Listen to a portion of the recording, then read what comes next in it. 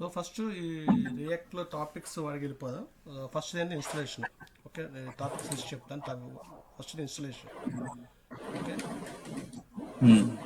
తర్వాత compound creation, functional components అని పెట్టు. Back components creation,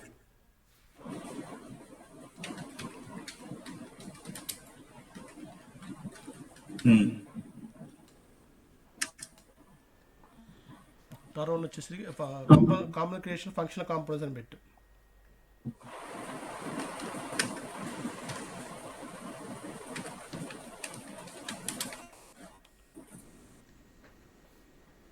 okay, third step వచ్చేసరికి జేఎస్ఎక్స్. ఫోర్త్ వచ్చేసరికి హుక్ అది హుక్ అండ్ హుక్ అంటే. ఓకే, తర్వాత వచ్చి యూజ్ స్టేట్ హుక్ అని పెట్టు. Use state hook. ఓకే, తర్వాత వచ్చేసరికి parent component, child components parent components.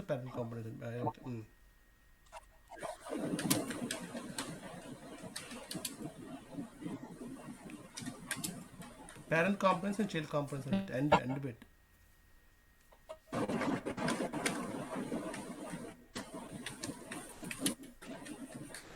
తర్వాత ప్రాప్స్,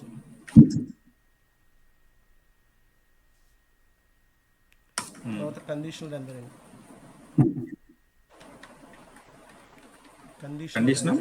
కండిషనల్ రెండరింగ్. ఓకే, తర్వాత అది కంట్రోల్ కాంపోనెంట్స్. లూప్స్ అని చెప్తా, కంట్రోల్ పక్కన లూప్స్ అని. తర్వాత control components, uncontrolled components. Uncontrolled components.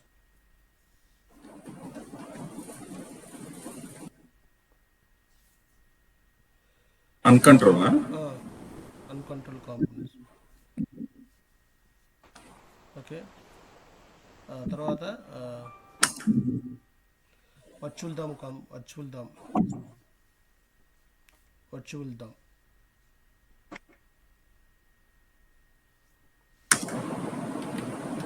తర్వాత వర్చువల్ దామ్ కీస్ అనుకుంటాం. Virtual DOM and keys virtual DOM and keys.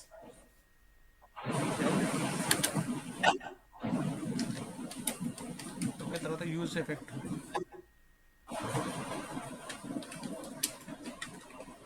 Okay, తర్వాత use memo, use callback. Use memo, use callback and use callback. Okay, దాని తర్వాత callback. తర్వాత routing.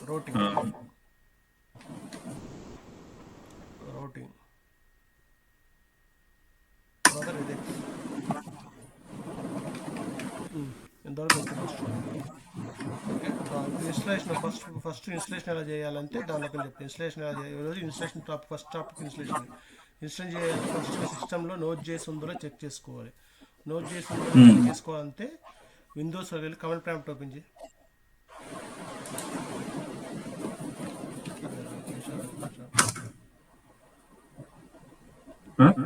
ఒక నిమిషం. Okay, command prompt open చేయాలి.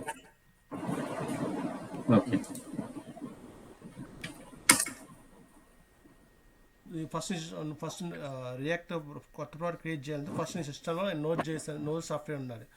నీ system node software ఉందో లేదని తెలియాలంటే కమాండ్ ప్రాంప్ట్ ఓపెన్ చేసి నోడ్ -v అని కొట్టాలి. సో నోడ్ -v కొట్టిన వర్షన్ వస్తుంది, సిస్టమ్ నోట్ చేసి ఉన్నట్టు. లేకపోతే నోట్ చేసి సాఫ్ట్వేర్లోకి వెళ్ళి ఆ సాఫ్ట్వేర్ని డౌన్లోడ్ చేసుకోవాలి. ఓకే, నెక్స్ట్ రియాక్ట్ కొత్త ప్రాజెక్ట్ క్రియేట్ చేయాలంటే కమాండ్ ఏంటంటే npx ఫోల్డర్ క్రియేట్ అవుతా. ఫోల్డర్ క్రియేట్ అయితే ఒక డెస్క్టాప్ మీదకి వెళ్ళి ఎక్కడ పెట్టుకో. లెర్నింగ్లో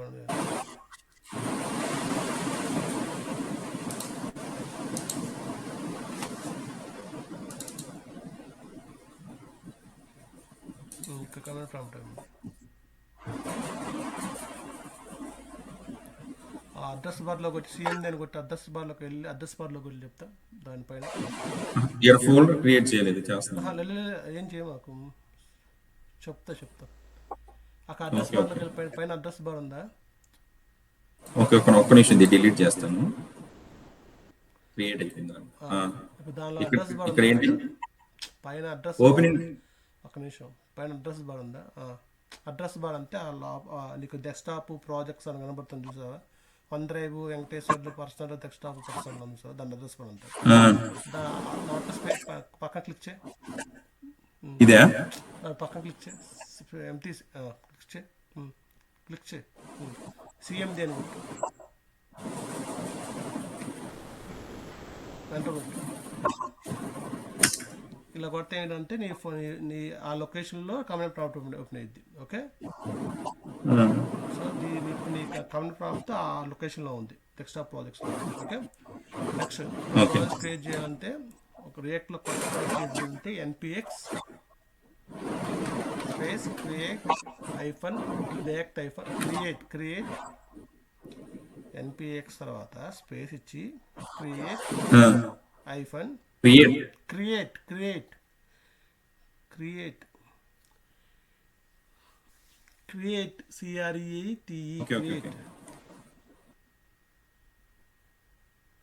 hyphen, no spaces, create hyphen, space లేకుండా రియాక్ట్ ఐఫన్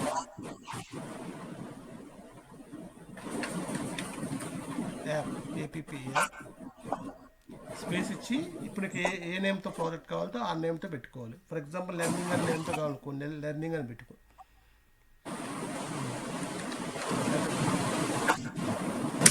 ఇప్పుడు ఏదంటే లెర్నింగ్ అనే పేరుతో ఒక శాంపుల్ రియాక్ట్ అప్లికేషన్ క్రియేట్ అవుతుంది.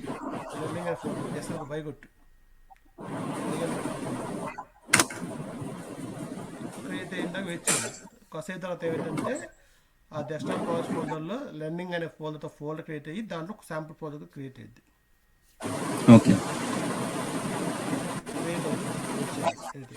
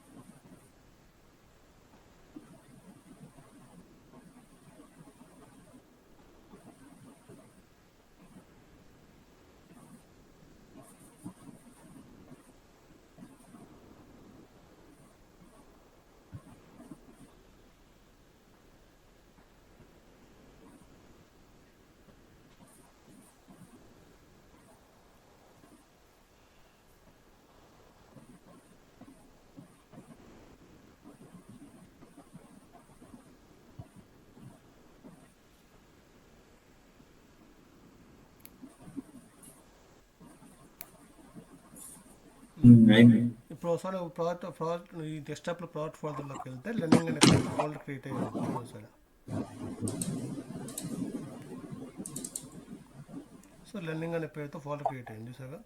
సో దాంట్లో శాంపుల్ రియాక్ట్ చేసుకోవడంతో ఉండిద్ది.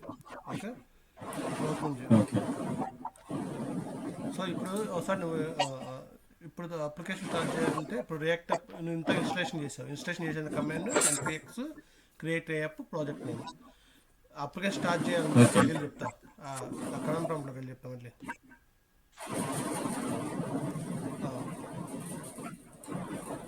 ఇప్పుడు ప్రాజెక్ట్స్ అనే ఫోల్డర్లో లెర్నింగ్ అనే ఫోల్డర్ క్రియేట్ అయింది. ఆ లెర్నింగ్ అనే ఫోల్డర్లోకి వెళ్ళాలి ఫస్ట్. ఆ లెర్నింగ్ అనే ఫోల్డర్లోకి వెళ్ళాలంటే ఇది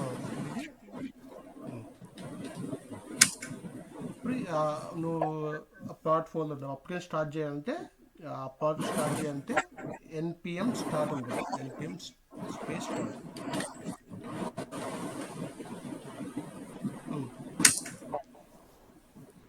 సో జనరల్గా 3000 అనే పోర్ట్ నెంబర్తో ఒక అప్లికేషన్ స్టార్ట్ అయ్యింది, బ్రౌజర్లో రన్ అయ్యింది బై డిఫాల్ట్. ఇంకా మనం ఇది విఎస్ కోడ్ అప్లికేషన్ ఓపెన్ చేయాలా?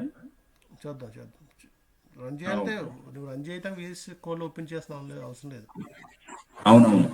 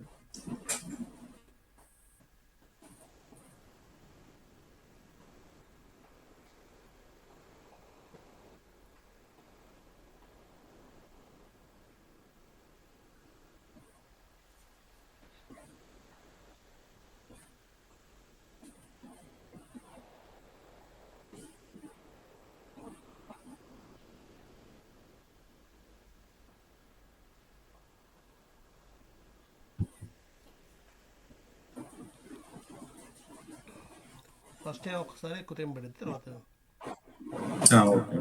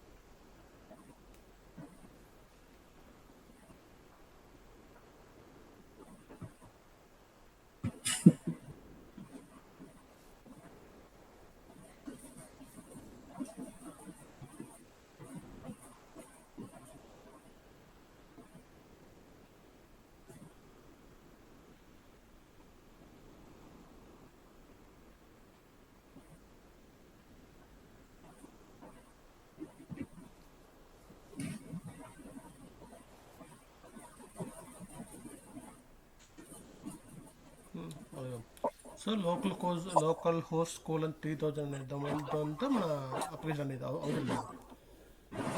ఓకే. సో దాంతో మన అప్లికేషన్ స్టార్ట్ అయ్యింది.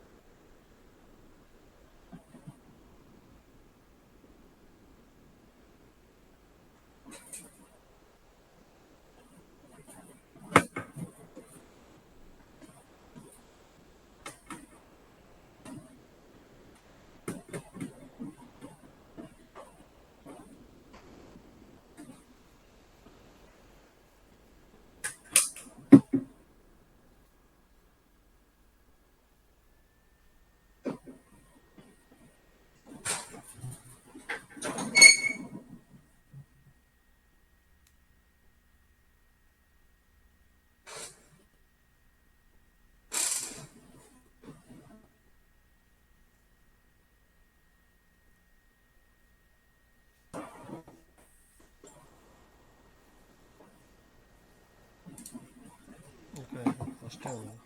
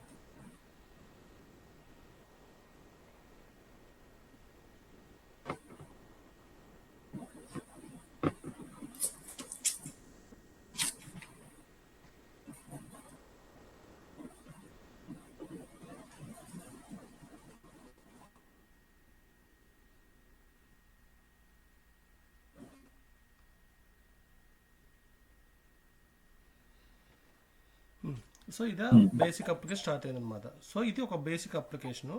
ఇప్పుడు మనం ఇన్స్టలేషన్ చెప్పుకున్నాము, అప్లికేషన్ ఎలా స్టార్ట్ చేయాలి చెప్పుకున్నాము. ఇన్స్టలేషన్ యాప్ స్టార్ట్ చేయాలంటే అనిపించాలి. ఇప్పుడు ఫోల్డర్ స్ట్రక్చర్. సో ఫోల్డర్ ముందు విజువల్ స్టూడియో కూడా ఓపెన్ చేసి దాంట్లో ఈ ప్రాజెక్ట్ ఓపెన్ చేయి.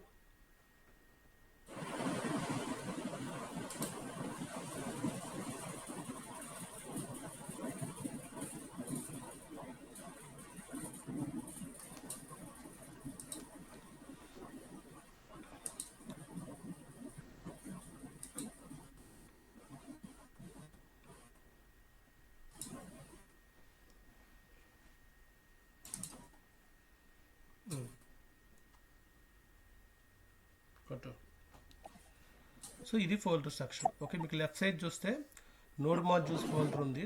నోడ్ మాడ్యూల్ ఫోల్డర్ ఏంటంటే అది ఓపెన్ చేయమాకు, అదే మనం టచ్ చేయకూడదు, క్లోజ్ చేయొచ్చు.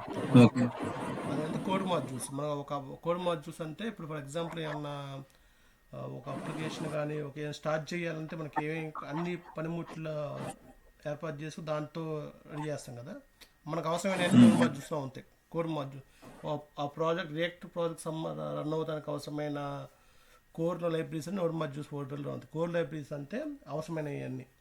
సో ఇది మనకు టచ్ చేద్దాం. ఓకే, తర్వాత పబ్లిక్ ఫోల్డర్ ఏంటంటే ఒక HTML ఫైల్, మెయిన్ మన అప్లికేషన్ మొత్తం ఒక HTML ఫైల్ లోడ్ అయ్యింది. అదంతా క్లియర్గా ఎక్స్ప్లెయిన్ చేస్తాను. ఓకే, తర్వాత SRC ఫోల్డర్, తర్వాత ప్యాకేజ్. SRC ఫోల్డర్లో కాంపోనెంట్స్ ఉంటాయి. కాంపోనెంట్స్ ఏంటంటే చెప్తా క్లియర్గా. తర్వాత SRC ఫోల్డర్ చెప్తా, క్లోజ్ చెప్తా.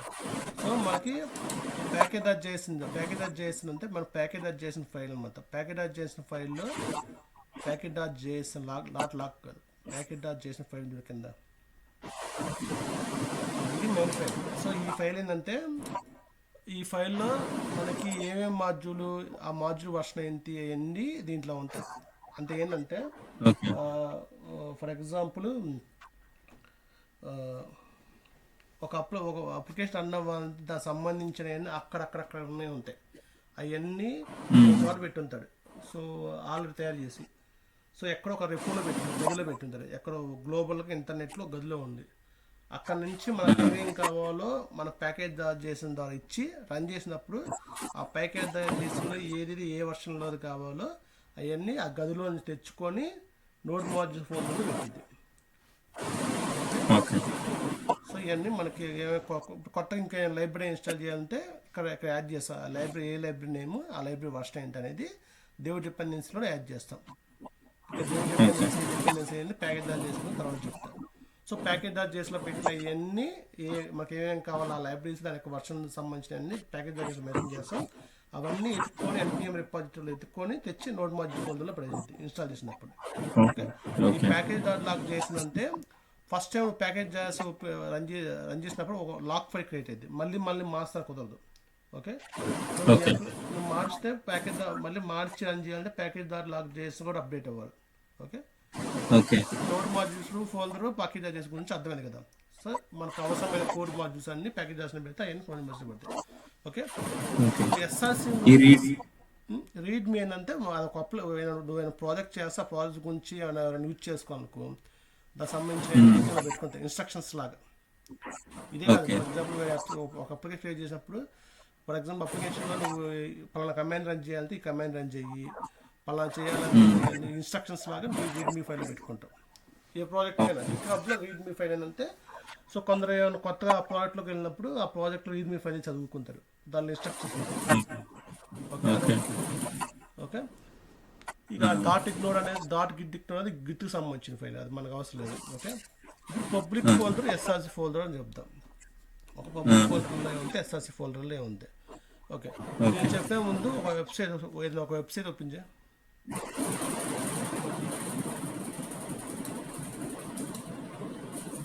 ఏదైనా ఇంకో వెబ్సైట్ ఓపెన్ చేయ, ఏదైనా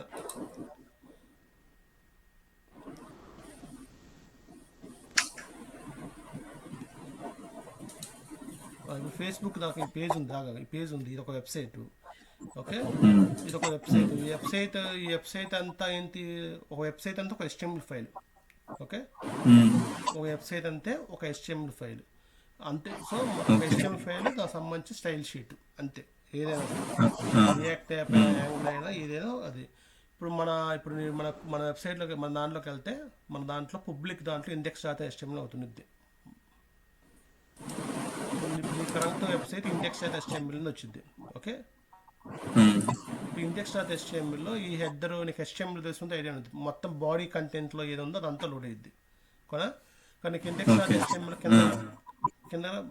కిందకి ఏముంది, దానికి dev id = root అని ఉంది. ఓకే, కానీ నీకు అప్లికేషన్ ఏం కనబడుతుంది, ఏదేదో 2 కనబడుతుంది. నీ వెబ్సైట్ ఓపెన్ చేయి.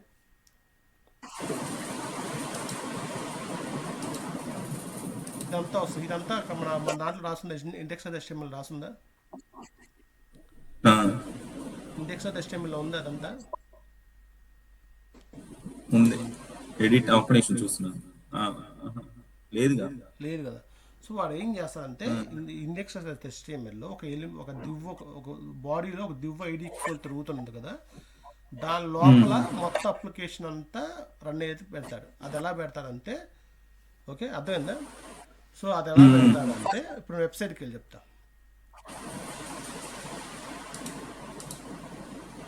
ఇప్పుడు ఓకే వెబ్సైట్కి వెళ్ళి చెప్తా, ఫేస్బుక్ దానికి వెళ్ళి చెప్తా.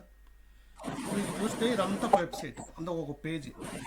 ఓకే, మనం రియాక్ట్ కానీ యాంగిల్ కానీ యూజ్ చేసి సింగిల్ పేజ్ అప్లికేషన్ చేస్తాం. సింగిల్ పేజ్ అప్లికేషన్ అంటే ఒక పేజీనే ఉంది. ఓకే, కాకపోతే ఆ పేజీలో డిఫరెంట్ సెక్షన్స్ ఉంటాయి. ఆ సెక్షన్ వరకే మనం చేంజ్ చేస్తాయి. Okay, header section, footer section, body section, వీటిని ఏమంటే అంత ఒక్కొక్క పేజ్ని బ్లాక్స్ పెట్టుకుంటాం. మళ్ళీ హెడర్లో లోగో, మెను, ఫుట్టర్లో మెను లింక్స్. ఇప్పుడు బాడీలో ఒక thumbnail ఉంది, అదొక లింక్. ఫర్ ఎగ్జాంపుల్ అలా ఒక పేజ్ని ఒక బ్లాక్స్గా డివైడ్ చేసుకుంటాం. ఓకే, బ్లాక్ అంటే ఇటుక అనుకో. ఇప్పుడు ఒక గోడ కొట్టాలి, ఏం చేస్తాం, ఇటుక అమర్చి ఒక గోడ కొట్టాం. అలాగే వెబ్సైట్ ఒక పేజ్ అంతా header block, footer block, body block పెడతాం. ఈ బ్లాక్నే కాంపోనెంట్ అంటాడు. సో కాంపోనెంట్ అంటే బిల్డింగ్ బ్లాక్స్ ఆఫ్ అప్లికేషన్. ఒక అప్లికేషన్ బిల్డింగ్ చేయడానికి అవసరమైన బ్లాక్స్. ఓకే, సో నువ్వు ఏం చేస్తావు, సింగిల్ రియాక్ట్లు కానీ యాంగిల్ కానీ ఒక మొత్తం పేజీని డివైడ్ చేసుకుంటూ ఉంటారు, హెడర్ కానీ బాడీని. అయితే ముందు మొత్తాన్ని ఒక పెద్ద బ్లాక్గా పెట్టుకుంటారు, పేజ్ మొత్తం పెద్ద బ్లాక్. ఆ బ్లాక్లో మళ్ళీ చిన్న బ్లాక్స్ పెట్టుకోవచ్చు. ఓకే, ఇప్పుడు మన దాంట్లో వస్తే ఆ బ్లాక్ అంటే ఏంటి, కాంపోనెంట్. ఫస్ట్ ఏం చేయాలి, ఒక పెద్ద కాంపోనెంట్ క్రియేట్ చేస్తారు, దానిలో చిన్న కాంపోనెంట్ పెట్టుకోవాలి. ఓకే, సో ఆ పెద్ద కాంపోనెంట్ క్రియేట్ చేయడం అంటే ఇప్పుడు రియాక్ట్ నేర్చుకుందాం అన్న, యాంగిల్ నేర్చుకుందాం అన్న, కాంపోనెంట్ క్రియేట్ చేయడం ఎలాగా. సో ఫస్ట్ ఏం చేస్తాం, పెద్ద కాంపోనెంట్, దాని లోపల చిన్న కాంపోనెంట్. సో ఆ కాంపోనెంట్ని క్రియేట్ చేసి దాన్ని తెచ్చి అక్కడ డివైడ్ ఈక్వల్ రూట్ చూసావా, రూట్ దాని మధ్యలో పెడతారు, దాని మధ్యలో తీసుకొచ్చి పెడతారు. ఒక కాంపోనెంట్ దాని మధ్యలో ఇలా పెడతారు. అది ఎక్కడ ఉండిద్ది అంటే ఎస్ఆర్సి ఫోల్డర్లో. ఇది ఎస్ఆర్సి ఫోల్డర్ అనేది మెయిన్. సో ఎస్ఆర్సి ఫోల్డర్లో ఏముంటాయి అంటే మన కాంపోనెంట్స్ ఉంటాయి.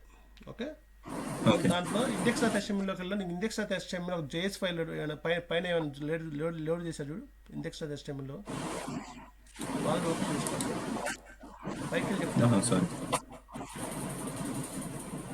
ఇంతే ఉంది. ఇంతే ఉంది కదా. సో వాడు ఏం చేస్తాడంటే ఈ div id equal to root అనే మధ్యలో కోడంతా అవ్వాలి. కోడంతా ఒక కాంపౌండ్ని క్రియేట్ చేసి ఆ కాంపౌండ్ కూడా దీన్ని పడాలి. సో దానికోసం జావా స్క్రిప్ట్ రాసుకుంటారు. అది ఎక్కడుంది అంటే SRC ఫోల్డర్లోకి చెప్తా. SRC ఫోల్డర్లోకి వెళ్ళి దాని ఇండెక్స్ డాట్ జేఎస్ ఫైల్ ఉందా అది ఓపెన్ చేయ. అక్కడ ఏం రాసా చూసావా, ఈ నీవు ఇదంతా తీసుకు document dot get element by ID root అని ఉందా. అంటే రూట్ అనే ఇండెక్స్ డాట్ HTML రూట్ అనే నేమ్తో ఐడి నేమ్ div ఉందా ఉంది. ఉందా. సో వాడు అక్కడ ఇండెక్స్ డాట్ జేఎస్ ఫైల్ ఏం చెప్తున్నాడు, నువ్వు డాక్యుమెంట్ గెట్ ఎలిమెంట్ రూట్ లోపల ఆ యాప్ అనే ఒక కనబడుతుంది చూసావు, యాప్ స్లాష్ అని చెప్పి ఆ కాంపోనెంట్ లోడ్ చేయి అంటే ఆ div లోపల ఆ కాంపోనెంట్ అంతా లోడ్ చేయని చెప్తున్నాడు. ఓకే. ఓకే, ఇప్పుడు కాంపోనెంట్ ఏం చెప్పా, బిల్డింగ్ ఒక్కొక్క బ్లాక్ అని చెప్పా. సో యాప్ కాంపోనెంట్ అంటే పెద్ద బ్లాక్. ఓకే, దానిలో చిన్న చిన్న బ్లాక్స్ పెట్టుకుంటాం. ఓకే, సో కాంపోనెంట్ క్రియేట్ చేయాలంటే ఇప్పుడు ఏ నేమ్తో పిలుస్తావో, ఇప్పుడు కాంపోనెంట్ క్రియేట్ చేయాలి. యాప్ డాట్ జేఎస్ ఉందా, అది component. Open app dot JS, ఇది కాంపోనెంట్. ఈ కాంపోనెంట్ క్రియేట్ చేసి అది తీసుకొచ్చి ఇంపోర్ట్ చేయాలి. ఎక్కడ ఇండెక్స్ డాట్ జేఎస్లో పెట్టాం. ఇండెక్స్ డాట్ జేఎస్లో 10th లైన్లో అదే 4th లైన్ ఇంపోర్ట్ చేసుకొచ్చి అది తీసుకొచ్చి 10th లైన్లో ఇన్సర్ట్ చేసాం. ఓకే. సో కాంపోనెంట్ క్రియేట్ చేయటం, దాన్ని ఎక్స్పోర్ట్ చేయటం, దాన్ని ఎక్కడ కావాలంటే అక్కడ ఇంపోర్ట్ చేయటం, ఎక్కడ కావాలంటే అక్కడ పెడతాం. సో నువ్వేం చేసావు, అప్లికేషన్ మొత్తాన్ని యాప్ కాంపోనెంట్లు పెడతాం. ఓకే, సో యాప్ కాంపోనెంట్ వెళ్ళి యాప్ డాట్ జేఎస్. ఇప్పుడు యాప్ డాట్ జేఎస్లో చూసావా, ఇప్పుడు రిటర్న్ ఫంక్షను అది ఉందా, ఇప్పుడు ఆ లోపల అది ఎంత ఉందా. ఇప్పుడు ఆ రిటర్న్ లోపల మొత్తం తీసి చెప్తా.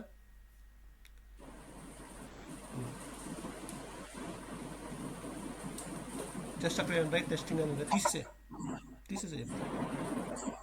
H1 పెట్టి వెల్కమ్ అని పెట్టి, H1 ఎలిమెంట్ పెట్టి వెల్కమ్ అని పెట్టి.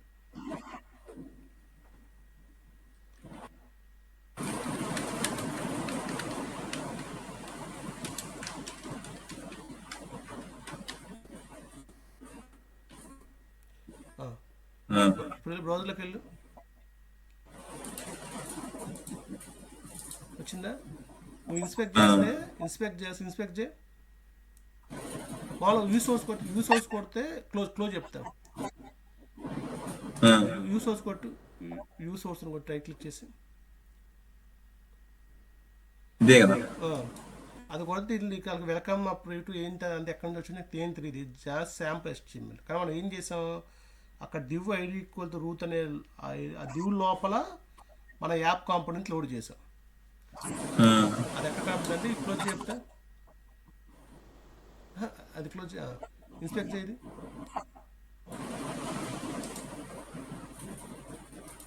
కింద పెట్టుకో, పెట్టిన పర్లేదు, పెద్ద ఎక్స్ప్లెయిన్ చెప్తా. చూస్తే div id ఈక్వల్ రూట్ని ఎక్స్ప్లెయిన్ చేయి. సో దాని లోపల H1 welcome to root application అది అలా ఎక్కడ ఉందని యాక్చువల్గా అది ఇది మన యాప్లో ఉంది. సో యాప్ డాట్ జేఎస్ అని కాంపోనెంట్ పెట్టుకుని ఆ కాంపోనెంట్ ఇచ్చి ఆ రూట్ మధ్యలో పెట్టాం.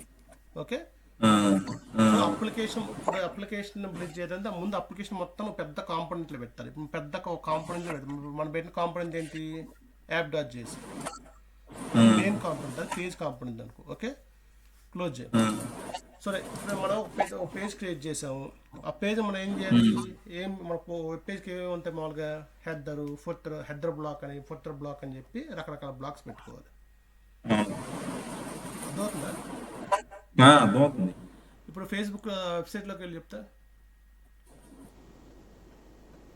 ఇప్పుడు దీంట్లో పైన హెడర్ ఉంది, దాని అదొక బ్లాక్ పెట్టుకోవాలి, కింద బాడీ ఒక బ్లాక్ పెట్టుకోవాలి. మనం ఏం చేయొచ్చు, HTML రాయొచ్చు, ఒక పెద్ద HTML మొత్తాన్ని యాప్ కాంపోనెంట్లో పెట్టేయచ్చు. ఓకే, అలా సరిపోయింది కదా, యాప్ కాంపోనెంట్లో HTML అంతా పెట్టి సరిపోయింది కదా. దాన్ని హెడర్ ఫుటర్ కింద మార్చుకుంటా అంటే చెప్తా, ఇప్పుడు దానికి చెప్తా. ఇప్పుడు ఏం చేద్దాం, ముందు హెడర్ అనే ఒక కాంపోనెంట్ క్రియేట్ చేద్దాం. ఇప్పుడు కాంపోనెంట్ క్రియేట్ చేయాలంటే SRC ఫోల్డర్లో నువ్వు SRC ఫోల్డర్లో కాంపోనెంట్ క్రియేట్ చేయాలి. కాంపోనెంట్ అంటే SRC ఫోల్డర్లో నువ్వు ఏ కాంపోనెంట్తో క్రియేట్ చేయాలి ఆ కాంపోనెంట్తో .js అని పెట్టాలి. హెడర్ అనే పేరుతో క్రియేట్ చేయాలి. అప్పుడు ఏం పెట్టాలి, header.js అని పెట్టాలి. ఎప్పుడు ఫైల్ నేమ్ ఎప్పుడు క్యాపిటల్ లెటర్తో స్టార్ట్ అవ్వాలి ఫైల్ నేమ్.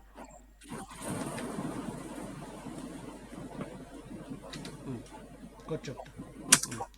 ఓకే, ఇప్పుడు header.js లో కాంపోనెంట్ క్రియేట్ చేయాలి. కాంపోనెంట్ 2 రకాలుగా క్రియేట్ చేయొచ్చు. ఫంక్షన్స్ యూజ్ చేసి క్రియేట్ చేస్తే దాని ఫంక్షనల్ కాంపోనెంట్ అంతా, క్లాసెస్ యూజ్ చేసుకుని కాంపోనెంట్ క్లాస్ కాంపోనెంట్స్ అంతా. ఓకే, అంతకుముందు క్లాస్ కాంపోనెంట్సే ఉండేది. రియాక్ట్ 7.18 తర్వాత నుంచి ఫంక్షనల్ కాంపోనెంట్స్ ఎక్కువ వాడతారు. ఫంక్షనల్ కాంపోనెంట్స్ క్లాస్ కాంపోనెంట్స్ అంటే అన్నీ ఉంటాయి దాంట్లో మొత్తం. మరి క్లాస్ కాంపోనెంట్కి ఫంక్షనల్ కాంపోనెంట్స్ డిఫరెన్స్ ఏంటి, ఇప్పుడు ఫంక్షన్ కాంపోనెంట్స్ ఎందుకు క్రియేట్ చేస్తా అంటే జావా స్క్రిప్ట్ నేర్చుకున్న వాళ్ళకి ఫంక్షన్స్ ఈజీగా ఉంటుంది కదా. సో వాళ్ళు ఫంక్షన్స్ ద్వారా ఫంక్షన్స్ ద్వారా కాంపోనెంట్స్ క్రియేట్ చేయడం ఈజీ కాబట్టి అందరూ ఫంక్షనల్ కాంపోనెంట్స్ చేస్తారు. అది రియాక్ట్ 18 నుంచి వచ్చింది. ఓకే, అంతకుముందు క్లాస్ కాంపోనెంట్స్తోనే చేసేవాళ్ళు. ఓకే, క్లాస్ కాంపోనెంట్స్కి ఫంక్షనల్ కాంపోనెంట్ డిఫరెన్స్ అంటే ఒక కాన్సెప్ట్ ఉంది. క్లాస్ అంటే అంతకుముందు అన్ని క్లాస్ కాంపోనెంట్ క్రియేట్ చేసేవాళ్ళు. క్లాస్ కాంపోనెంట్ క్రియేట్ చేసి మనం క్రియేట్ చేసే వచ్చి అన్ని ఫంక్షనాలిటీస్ ఫంక్షన్ కాంపోనెంట్స్ క్రియేట్ చేసి వచ్చి అన్ని ఫంక్షన్స్ రావు. ఓకే, మనది ఎలా అచీవ్ అవుతుంది అయిన తర్వాత చెప్తా. ఓకే, సో ఫస్ట్ ఒక ఫంక్షన్ కాంపోనెంట్ క్రియేట్ చేయాలంటే ఫస్ట్ ఒక కాంపోనెంట్ ఫైల్ క్రియేట్ చేసి నువ్వు కాంపోనెంట్ ఫైల్ నేమ్ ఏం పెట్టావో అదే నేమ్తో ఒక ఫంక్షన్ క్రియేట్ చెప్తా ఫస్ట్. ఓకే,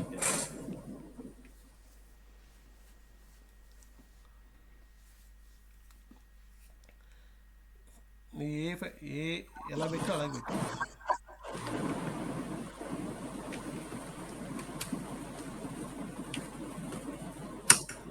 ఓకే, ఈ ఫంక్షన్లో రిటర్న్ స్టేట్మెంట్ పెట్టు. రిటర్న్ అని చెప్పి HTML పెట్టు. రిటర్న్ ఫంక్షన్ పెట్టు.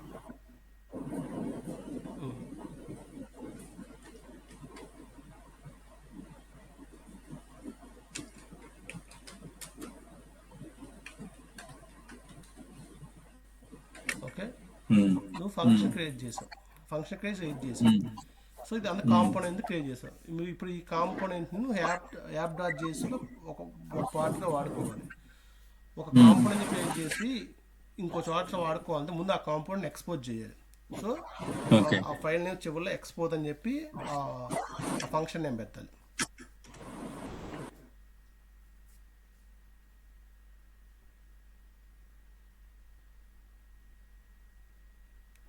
పెట్టా, అక్కడ ఏమొస్తుంది చూడండి, declaration of statement export constant అని పెట్టు.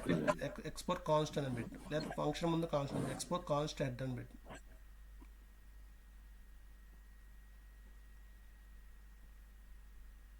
అక్కడ యాప్.js-లోకి చెప్తే ఎలా ఉందో, యాప్.js-లోకి చెప్పి ఒకసారి ఎలా ఎక్స్పోర్ట్ చేస్తున్నాడు మీకు అర్థమైంది.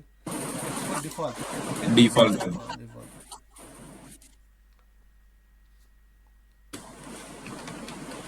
ఇది ఇప్పుడు ఎక్స్పోర్ట్ డిఫాల్ట్ అంటే ఏంటంటే ఇప్పుడు ఇదే ఫైల్ ఇంకో ఫంక్షన్ రాయొచ్చు. ఓకే, ఇంకో ఫంక్షన్ రాయొచ్చు. ఒక ఫైల్ ఒక JS ఫైల్ ఉంది, ఒక JS ఫైల్లో ఇంకో ఫంక్షన్ 2 రకాల ఫంక్షన్స్ ఉంటాయి. ఓకే, నువ్వు ఈ ఫైల్ ఇంపోర్ట్ చేసినప్పుడు బై డిఫాల్ట్ ఒక ఫంక్షన్ లోడ్ అవ్వాలనుకుంటే దాని ముందు డిఫాల్ట్ అని పెడతాం. ఓకే, ఎక్స్పోర్ట్ డిఫాల్ట్ హెడ్ అంటే header.js ఫైల్ ఇంపోర్ట్ చేసినప్పుడు బై డిఫాల్ట్ హెడ్ అనే ఫంక్షన్ లోడ్ అవ్వాలి అని అర్థం. ఓకే, ఇప్పుడు హెడర్ ఫంక్షన్ నువ్వు క్రియేట్ చేసావు, హెడర్ కాంపోనెంట్ క్రియేట్ చేసావు. ఇది కాంపోనెంట్ క్రియేట్ చేసి దాన్ని ఎక్స్పోర్ట్ చేసావు. నువ్వు ఎక్కడికైనా వాడుకోవాలనుకుంటే ఇప్పుడు యాప్.js-లో వాడుకోవాలి. యాప్.js వాడుకోవాలని దాన్ని అక్కడ ఇంపోర్ట్ చేయి. స్టార్టింగ్ ఇంపోర్ట్ హెడర్ కాంపోనెంట్ ఏం పెట్టా, హెడర్ ఫ్రమ్ ./header అంటే అదే ఫోల్డర్లో హెడర్ అనే ఫైల్ ఉంది. ఆ ఫైల్లో నుంచి హెడర్ అనే కాంపోనెంట్ ఇంపోర్ట్ చేసుకుని అర్థం. ఓకే, నువ్వు కాంపోనెంట్ ఇంపోర్ట్ చేసుకుని ఆ కాంపోనెంట్ ఇన్సర్ట్ చేయాలనుకో.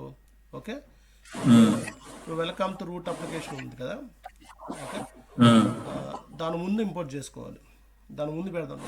అక్కడ హెడ్ అక్కడ ఇంపోర్ట్ పెట్టాలనుకున్నాం అనుకో, అప్పుడు ఏం చేస్తాం, ఒక నిమిషం, అదే ఒక్క నిమిషం. ఇప్పుడు యాప్ కాంపోనెంట్లో రిటర్న్ తీసి చెప్తా.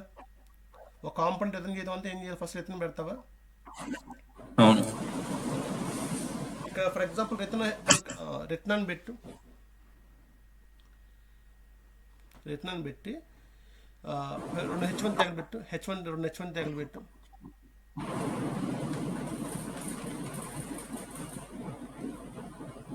లోపల పెట్టినా రెండు బయట పెట్టినా రాయి చెప్తా, అత మీద కదా బయట తీసుకున్నట్లే, కానీ దానిలో ఏమైనా రాయి చెప్తా.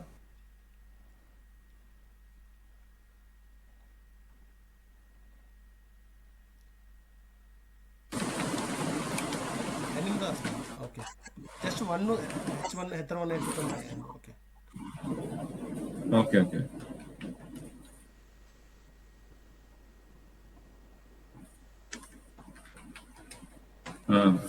ఓకే, ఎర్రర్ వస్తుంది. ఎందుకంటే ఒక కాంపోనెంట్ ఎప్పుడైనా ఒక ఎలిమెంటే రిటర్న్ చేసింది. ఓకే, నువ్వు ఒకవేళ నాకు హెడర్ 1 కావాలి, హెడర్ 2 రకరకాల ఎలిమెంట్స్ ఉంటాయి కదా, ఆ ఎలిమెంట్స్ అన్ని కలిపి ఒక ఎలిమెంట్ లోపల పెట్టుకోవాలి. ఒక పేరెంట్ లోపల ఎలిమెంట్ పెట్టుకోవాలి. ఓకే, సో ఆ రెండింటిని కలిపి దిగులో పెట్టి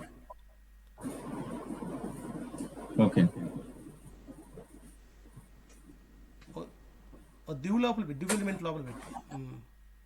ఓకే ఓకే ఓకే. అంటే దివ్ ఎలిమెంట్కి చైల్డ్ ఎలిమెంట్స్కి పెట్టాను. అర్థమైంది.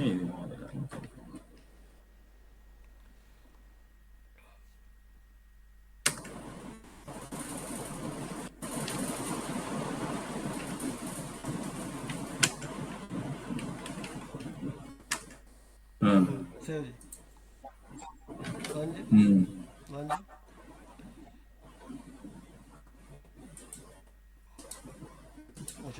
దానిలోకి వెళ్ళు. ఇప్పుడు నాకు హెడర్ 1 అనే ప్లేస్లో నువ్వేం చేసి ఇక్కడ రాసావు. అలా కాకుండా నాకు హెడర్ కాంపోనెంట్లోది పెట్టుకోవాలి. అది గుర్తుంచుకో, కాంపోనెంట్ ఇది అవసరం అత్యంత ఒక ఎలిమెంట్. ఓకే, మనకి H1 P దివ్ ఇవన్నీ ఏంటి, HTML ఎలిమెంట్స్. అవన్నీ HTML. కాంపోనెంట్ అనేది కస్టమర్ ఎలిమెంట్, మనం ఓన్గా క్రియేట్ చేసిన ఎలిమెంట్. ఇప్పుడు H1 పెడితే ఏమైంది, H1 పెడితే టెక్స్ట్ అనేది హైలైట్ అయ్యింది, అంతేనా. స్ట్రాంగ్ టెక్స్ట్ స్ట్రాంగ్ అయ్యింది. అలాగే మనం ఒక కాంపోనెంట్ క్రియేట్ చేసి ఆ కాంపోనెంట్ని ఎలిమెంట్ లా పెడితే ఆ కాంపోనెంట్ లోపల ఏది ఉందో అంతా వచ్చి అక్కడ పడిపోయింది. ఓకే, ఇప్పుడు for example H1 place header 1 దగ్గర తీసేసి నాకు హెడర్ కాంపోనెంట్ లోడ్ అవ్వాలి. H1 ట్యాగ్ మొత్తం తీసే ట్యాగ్ తీసేనా, ట్యాగ్ కూడా తీసే. ఇప్పుడు ఆ ప్లేస్లో హెడర్ కాంపోనెంట్ కావాలంటే హెడర్ కాంపోనెంట్ ఆల్రెడీ ఇంపోర్ట్ చేసుకుంది, దాని ఒక ఎలిమెంట్ లాగా రాయి. Less than header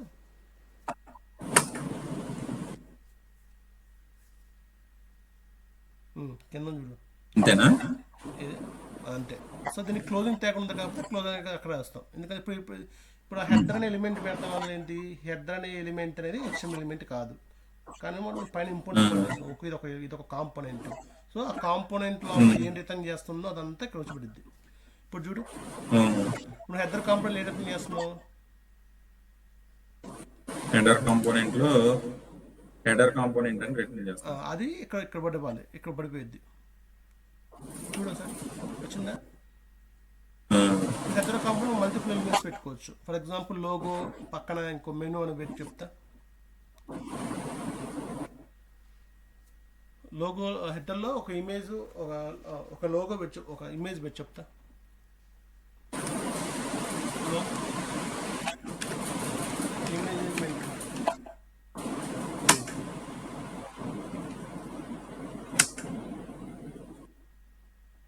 header component తీసేసి ఒక లోగో పెట్టి చెప్తా, ఒక ఇమేజ్ పెట్టి చెప్తా.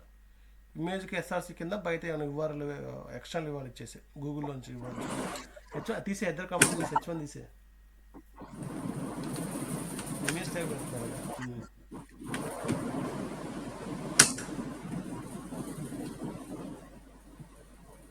ఇమేజ్ డైరెక్ట్ క్లోజింగ్ ట్యాగ్ ఉండదు.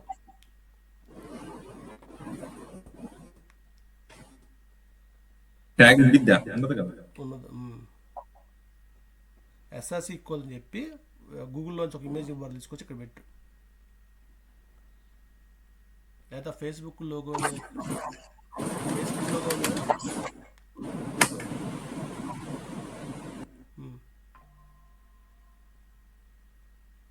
అక్కల్లా నువ్వు ఫేస్బుక్లోకి చెప్తా, రైట్ క్లిక్ చెప్తా, కాపీ ఇమేజ్ ఇవ్వాలి, లేదా ఓపెన్ ఇమేజ్ న్యూ ట్యాగ్ కొట్టు, open image copy image update,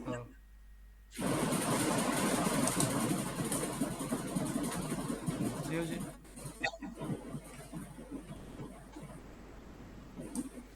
error వస్తుందా? ఎర్రర్ ఎందుకు వస్తుంటే క్లోజ్ చేయాలి దాన్ని, కూడా క్లోజ్ చేయాలి, ఇక్కడ closing tag last closing tag లేకపోతే ఏం చేస్తాం, స్లాష్ పెడతాం కదా. అవునవును.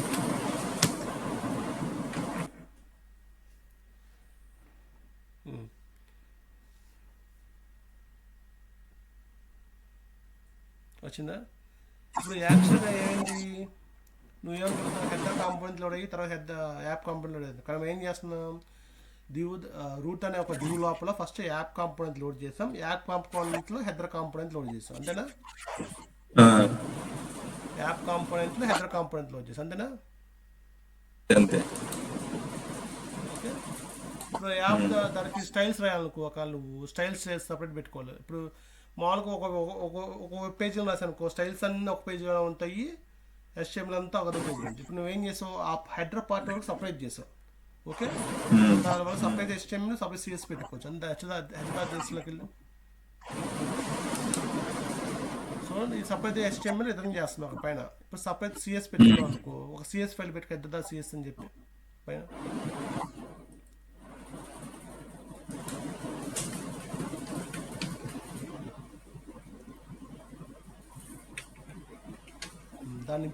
దాంట్లో లోగో అని ఒక క్లాస్ నేమ్ ఇచ్చి అని విత్ హైట్ తగ్గించి చెప్తా.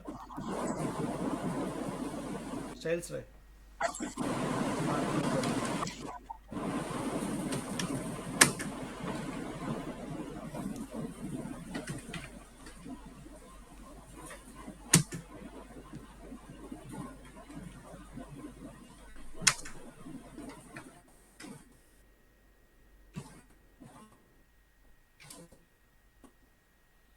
ఓకే, అడ్రస్ ఈ CS ఫైల్ని ఇద్దరు కాంపోనెంట్ ఇంపోర్ట్ చేసుకో పైన స్టార్టింగ్. ఎలా ఇంపోర్ట్ చేసుకున్న తర్వాత ఒక యాప్.cs ఎలా ఇంపోర్ట్ చేసుకున్నాడు.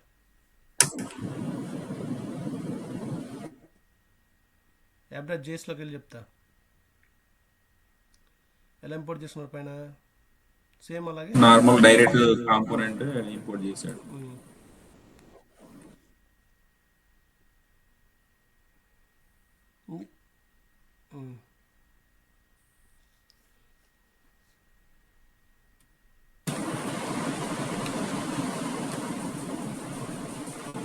header.cs.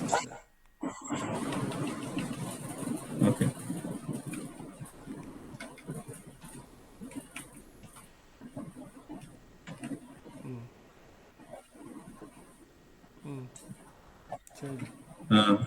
ఓకే, ఇప్పుడు లోగో క్లాస్ ఉంది, header.csలో లోగో క్లాస్ పెట్టి ఆ క్లాస్ని ఇమేజ్కి అప్లై చేయాలి. ఏం చేస్తావు, మామూలుగా క్లాస్ నేమ్ పెట్టి మామూలుగా అయితే HTML ఏం చేస్తావు, HTML మామూలుగా క్లాస్ పెట్టి రాయి చెప్తా. ఇమేజ్కి రాయినా డివ్కి రాయినా? ఇమేజ్కి పెట్టు, డివ్కి ఎందుకు, డివ్కి అంత మొత్తం కప్ప, ఇమేజ్కి పెట్టమంటున్నాను.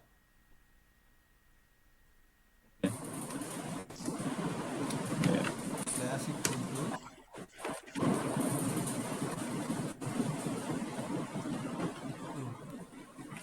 సేవ్ చేసి అప్లై అయిందిలో చెప్పు నాకు.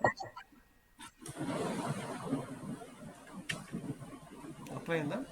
కానీ సాధారణంగా ఇక్కడ నుంచి JSX అని స్టార్ట్ అయ్యింది. JSX అంటే ఓకే, JSX అంటే రియాక్ట్లో HTML అంతా మనం రిటర్న్ చేస్తాం కదా, అదంతా ఆల్మోస్ట్ సేమ్ ఉంది, కానీ కొన్ని మారుతూ ఉంటాయి, కొన్ని చేంజెస్ ఉంటాయి. ఆ చేంజెస్ నువ్వు చేస్తావు. ఫర్ ఎగ్జాంపుల్ మనం హెచ్ఎంలో క్లాస్ వాళ్ళని ఏం చేస్తే క్లాస్ ఈక్వల్ అని పెడతాం, అవునా? ఉమ్, అంతే. కానీ ఇక్కడ క్లాస్ నేమ్ అని పెడతాం. రియాక్ట్లో క్లాస్ నేమ్ ఈక్వల్ అని పెడతాం. క్లాస్ నేమ్ ఎన్ క్యాప్ పెట్టకపోయినా వచ్చింది, కానీ క్లాస్ నేమ్ అని పెట్టాలి. ఓకే, అది ఎందుకు పెడతామో ఓకే. అది తర్వాత అది వేది. ఓకే, సో ఇది ఇప్పుడు ఫస్ట్ ఇంకో మెనూ మెనూ పెట్టి కింద లిస్ట్ ఏదైనా పెట్టేవాళ్ళు ఎక్కడ? హెడర్ దాంట్లో ఇమేజ్ తర్వాత ఇంకో మెనూ పెట్టి ఇమేజ్ తర్వాత ఇంకోటి పెట్టినా? మెనూ ఐటమ్ లాగా పెట్టు, లిస్ట్ ఐటమ్స్ పెట్టు, లిస్ట్ ఐటమ్స్ పెట్టు, యూఎల్ ఎల్ఐలు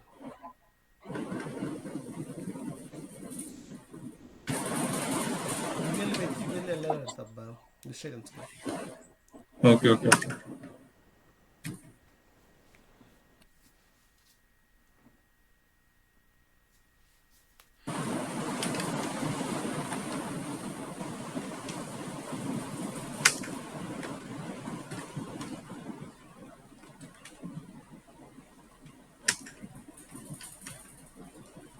ఓకే, చాలా షేర్ చేసిన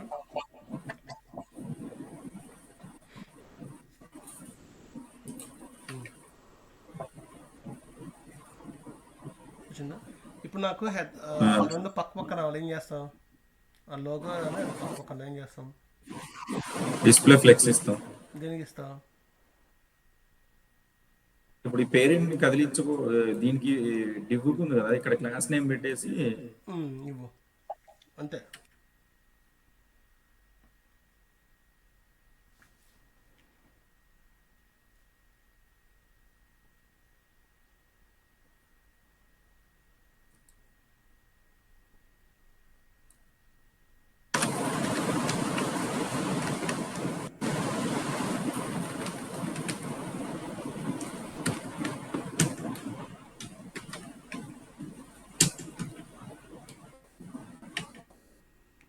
దానికి ఒక బ్యాక్గ్రౌండ్ వచ్చిందా?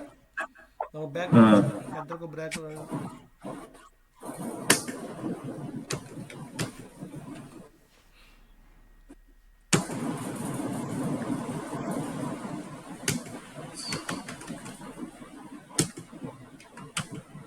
IPhone colour, background iPhone colour పెట్టా. ఐఫోన్ పెట్టావా? ఆ,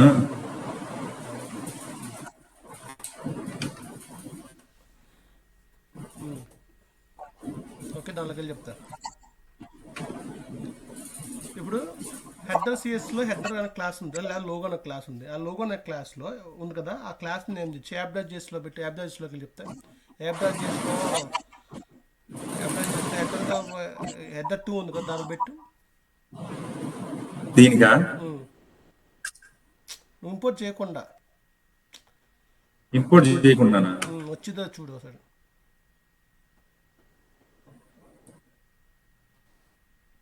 హెడర్ అని పెట్టి, హెడర్ అనే క్లాస్ అని పెట్టి.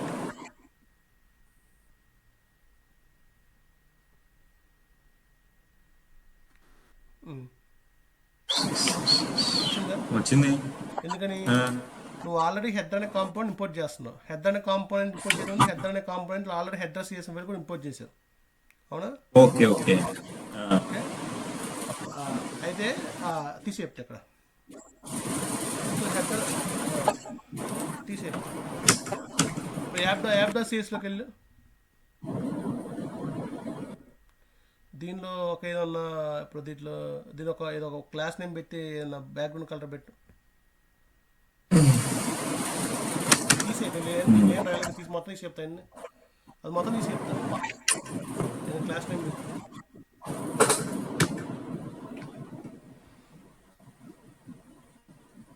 బ్యాక్గ్రౌండ్ కలర్ అండి.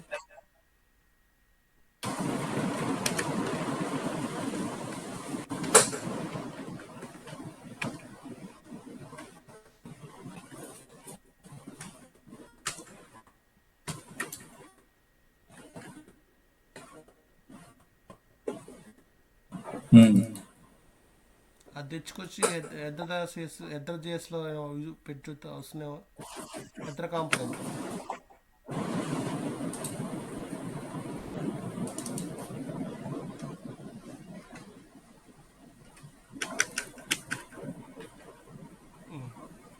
చూడు చూడు వచ్చిందా. మామూలుగా అయితే ఒక ప్రతి కాంపోనెంట్కి దాని సిఎస్ ఫైల్ ఉంది. దాని అర్థం ఏంటి, ఆ కాంపోనెంట్లో ఉన్న ఆ సిఎస్ ఓన్లీ ఆ కాంపోనెంట్ వరకే అని చెప్పి. ఓకే, ఇంకో కాంపోనెంట్ పెట్టు, ఇంకో కాంపోనెంట్, కొత్త కాంపోనెంట్.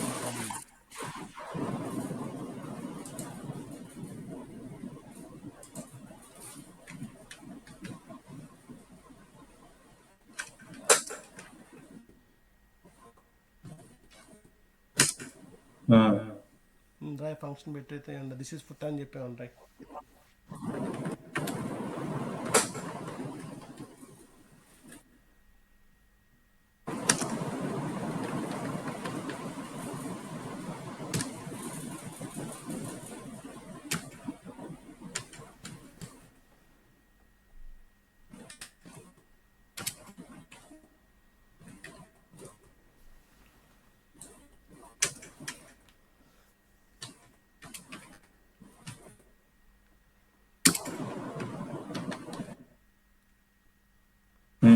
ఈ కాంపోనెంట్ కూడా యాప్.js-లో ఇంపోర్ట్ చేయి.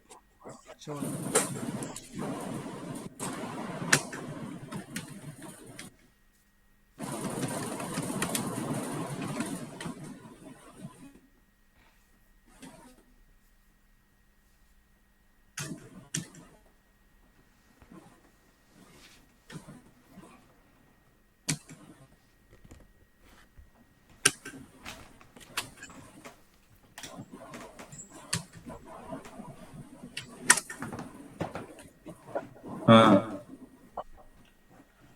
వచ్చిందా.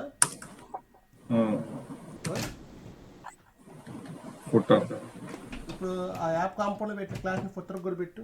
ఆ క్లాస్ నేమ్ ఫుటర్ కాంపోనెంట్లో ఉన్న దానికి కూడా పెట్టు. దిగులో ఫుటర్ కాంపోనెంట్ దానికి దిగు కూడా పెట్టు. ఓకే ఓకే, ఒక్క నిమిషం. ఇదేంటి ఫుటర్? Okay, sorry.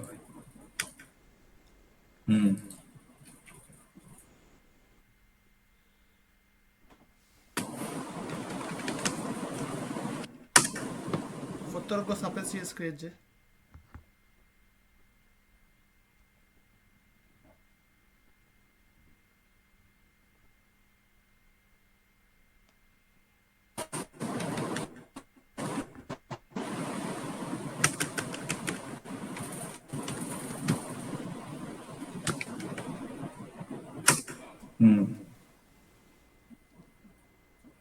ఫోటో దానికి రావాలా క్లాస్ నేమ్?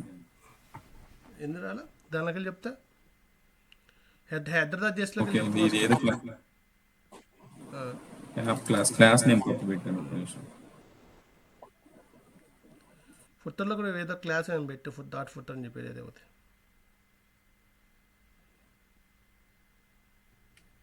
వచ్చింది సిఎస్ఎస్ ఫైల్లోనా? ఫుటర్ ఫైల్ .footer అని పెట్టు.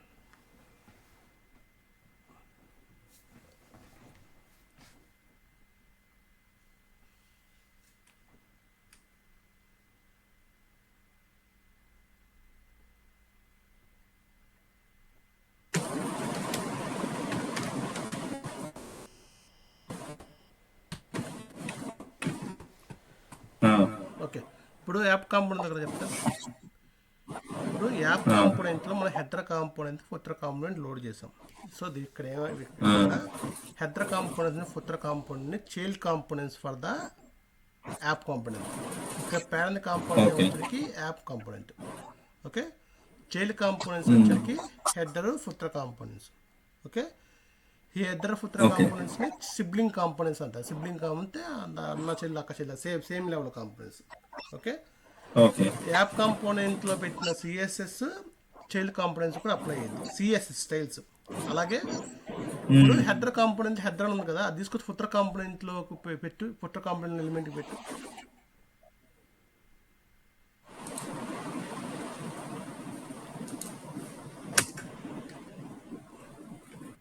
ఇంపోర్ట్ చేయము, ఫుటర్ ఇంపోర్ట్ చేయి,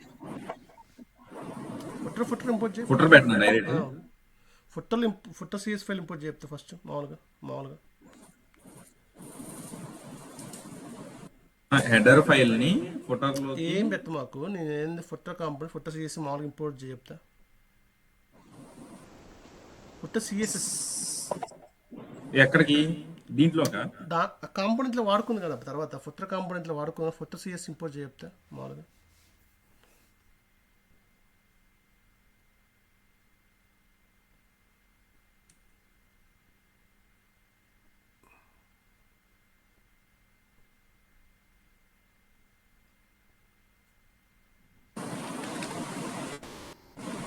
సిఎస్ఎఫ్ ఎస్ అది ఎఫ్ఏ కదా.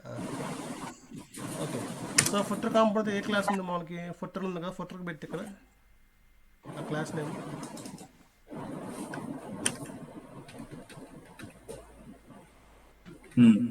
ఓకే, ఇంపోర్ట్ చేయి, రన్ చేయి వచ్చింది. సో ఫుటర్ కాంపోనెంట్లో అది ఫుటర్ కాంపోనెంట్ అప్లై అయింది. నీకు హెడర్ కాంపోనెంట్లో హెడర్ అనే క్లాస్ ఉంది, అది వచ్చి ఫుటర్ కాంపోనెంట్ పెట్టి అప్లై అవుతుంది. ఫుటర్ కాంపోనెంట్లో హెడర్ అనే క్లాస్ వచ్చి హెడర్ కాంపోనెంట్ హెడర్ సిఎస్లో హెడర్ అనే క్లాస్ ఉందా? హెడర్ సిఎస్ఎస్లో హెడర్ అనే క్లాస్ నేమ్ ఉందా? అది తీసుకొచ్చి ఫుటర్ కాంపోనెంట్లో ఒక ఎనిమిది పెట్టి క్లాస్ నేమ్ కింద వస్తుందో లేదు చూడు.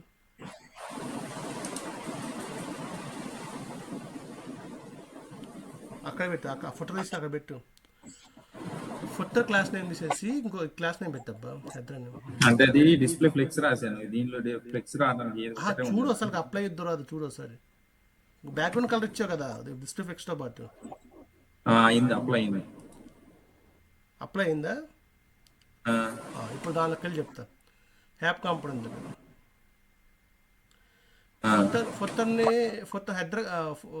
హెడర్ కాంపోనెంట్ ఫుటర్ క్లాస్ పెట్టి చెప్తా. హెడర్ కాంపోనెంట్కి వెళ్ళి చెప్తా. హెడర్ కాంపోనెంట్లోకి వెళ్ళి ఒక ఎలిమెంట్కి హెడర్కి ఫుటర్ పెట్టు. పెట్టు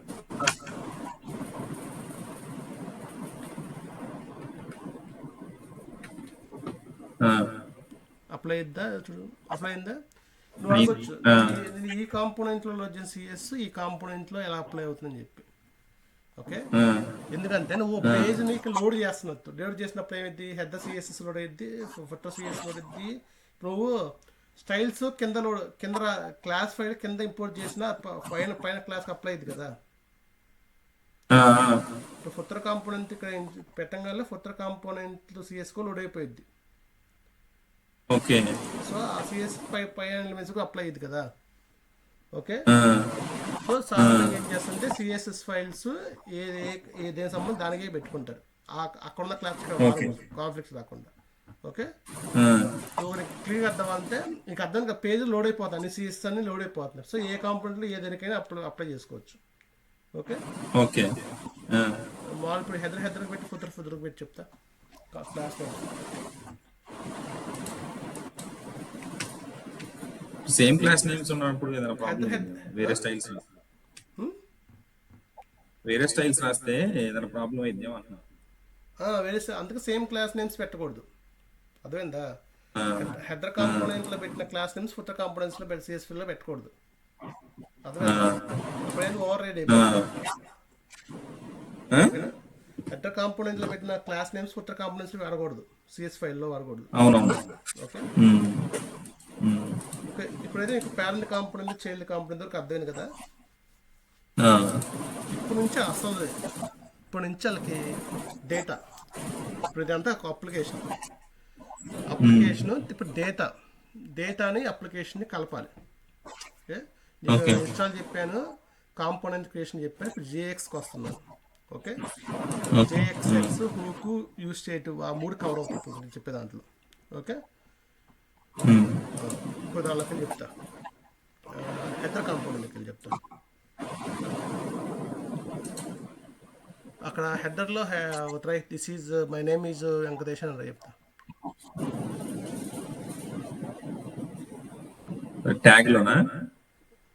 ట్యాగ్ లోపలే ఎప్పుడైనా ఒక ట్యాగ్ లోపలే రాస్తాం, అర్థమైందా? అదే ఉంచు మామూలుగా. అవి ఉంచే పైన రాయి, ఇమేజ్ పైన రాయి, లేదా కింద ఎక్కడ రాయి, ఇమేజ్ పైన లేదా మెనూ కింద ఎక్కడ రాయి.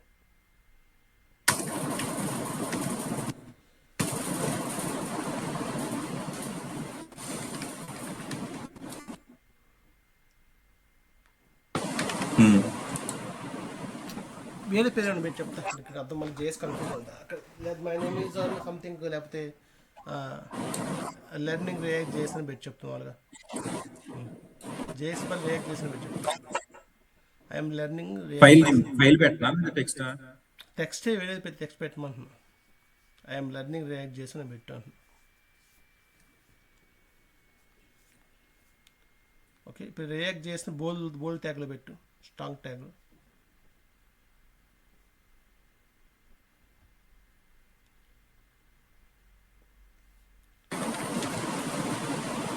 రియాక్ట్లో ఉంది, జస్ట్ రియాక్ట్లో పెట్టు. ఓకే, పెట్టావా? దానికి చెప్తా.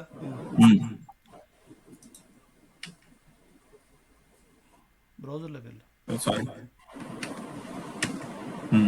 వచ్చిందా? ఐఎమ్ లెర్నింగ్ రియాక్ట్ చేసిన వచ్చిందా? Okay, okay.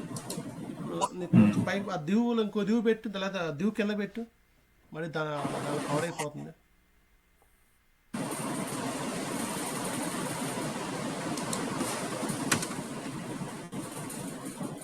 అలా పెట్టిన పక్క పక్కన చిన్న డిస్ప్లే ఫ్లెక్స్ కదా, హెడర్ డిస్ప్లే ఫ్లెక్స్ పెట్టావు కదా. అవునవును, అర్థమైంది. అర్థమైంది.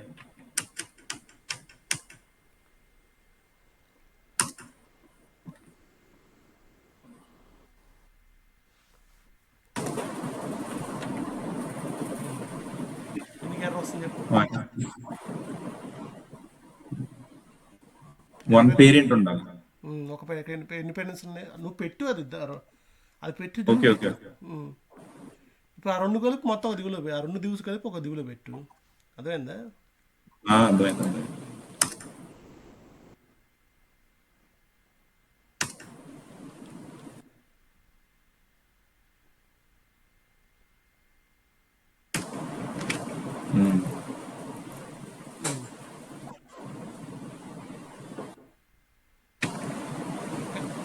దానిలోకి వెళ్ళి రియాక్ట్ చేసి ఒకటే బోర్డు కనపడాలి, కింద మొత్తం బోర్డు కనపడుతుంది. దానిలోకి వెళ్ళి దిగు ఓపెన్ చేయి.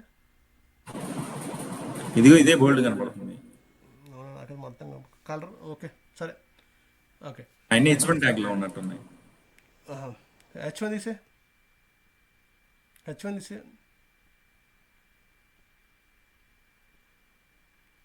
తీసాక H1 ట్యాగ్ తీసి ఎందుకు?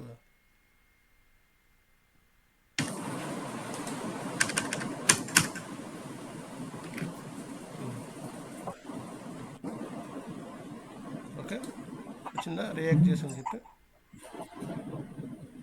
ఓకే, ఐఎమ్ లెర్నింగ్ రియాక్ట్ చేసాను కదా. దానిలోకి వెళ్ళి చెప్తాను. ఇప్పుడు రియాక్ట్ చేస్తాను అనేది స్టాటిక్ వర్డ్. ఓకే, ఇక వాళ్ళకి ఏంటంటే డేటా అక్కడ ఏ పేజ్ ద్వారా డేటా వచ్చింది, ఆ డేటాని ఇచ్చి ఇక్కడ ఇన్సర్ట్ చేయాలి. మీకు ఏ డేటా వస్తే తెలియదు.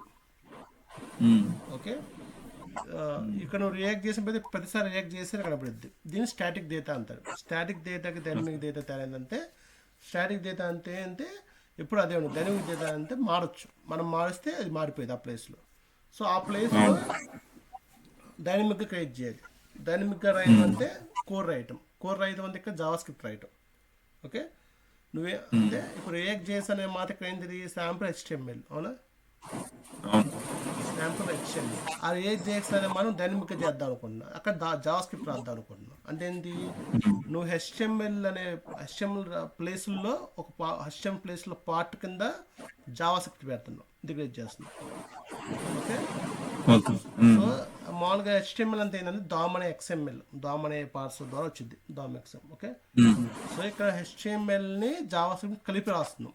దీన్ని JSX సింటాక్స్ అంటారు. ఓకే, సో రియాక్ట్లో HTML-తో పాటు డైనమిక్ కంటెంట్ పెట్టడం కోసం జావా స్క్రిప్ట్ కలిపి రాస్తాం. ఓకే, ఇది ఎలా రాయాలి ఇలా నేర్చుకోవడాన్ని JSX నేర్చుకోవడం అంటారు. JSX JavaScript and XML format. Okay, HTML-తో పాటు జావా స్క్రిప్ట్ పెడతాం JSX. ఓకే, ఇప్పుడు రియాక్ట్ JSX-లో ఒక ఒకది ఒకది డైనమిక్గా పెట్టాలి. ఓకే, డైనమిక్గా పెట్టి ఒక వేరియబుల్ క్రియేట్ చేసి ఆ వేరియబుల్లో వాల్యూ పెట్టి ఆ వాల్యూ ఇక్కడ పెట్టాలి. ఓకే, సో మామూలుగా ఓకే. వేరియబుల్ ఎలా క్రియేట్ చేస్తాం మామూలుగా జావాస్క్రిప్ట్లో? లెట్ వేరియబుల్ నేము. ఫంక్షన్ లోపల అది క్రియేట్ చెప్తా.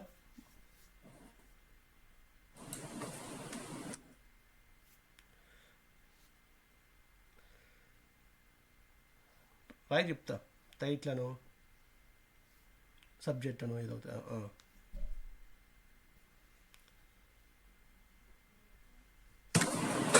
దానికి వేరియబుల్ క్రియేట్. దాని వేరియబుల్కి వాల్యూ కింద ఆ రియాక్ట్ చేసిన మాట ఇవ్వు.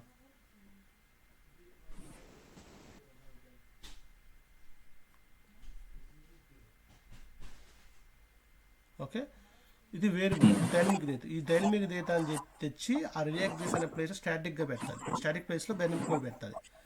ఓకే, దీన్ని నువ్వు యాంగిల్ నేర్చుకుంటే యాంగిల్లో డేటా బైండింగ్ అంటారు. డేటా బైండింగ్ అంటే సేమ్ అదే కాన్సెప్ట్. ఏంటంటే నీకు వేరియబుల్స్ కాంపోనెంట్లో క్రియేట్ చేస్తావు, అది తెచ్చుకొచ్చి HTML బైండ్ చేస్తావు. ఎలా బైండ్ చేస్తావు? ఇంటర్ఫ్లేషన్తో బైండ్ చేస్తావు. హలో, వినబడుతుందా? కట్ అవుతుంది వాయిస్ కట్ అవుతుంది. ఇప్పుడు వినబడుతుందా? ఇప్పుడు నువ్వు యాంగిల్లో డేటా బైండింగ్ కాన్సెప్ట్ ఉందా? ఉంది. యాంగిల్లో కాంపోనెంట్లో వేరియబుల్ క్రియేట్ చేస్తావు, అది తీసుకొచ్చి HTML పెట్టాలంటే ఏం చేస్తావు? కలిబ్రేసెస్, డబుల్ కలిబ్రేసెస్ పెట్టి రెండర్ దాన్ని ఇంటర్ప్లేషన్ డేటా బైండింగ్ చేస్తాం, అంతేనా? సేమ్ అలాగే రియాక్ట్ చేసిన ప్లేస్లో ఆ వేరియబుల్ పెట్టు, ఆ సబ్జెక్ట్ అనే వేరియబుల్ పెట్టు. సేమ్ డబుల్ పెట్టి చూడు, సేమ్ కాదు, సింగిల్. ఇక్కడ సింగిల్ కలర్ బేస్, అక్కడ డబుల్ కలర్ బేస్, ఇక్కడ సింగిల్ కలర్ బేస్. అదే. ఓకే,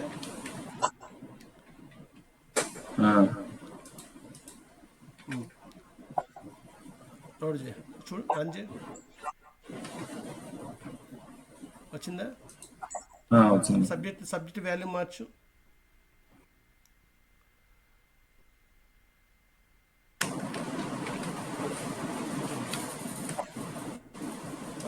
వచ్చింది.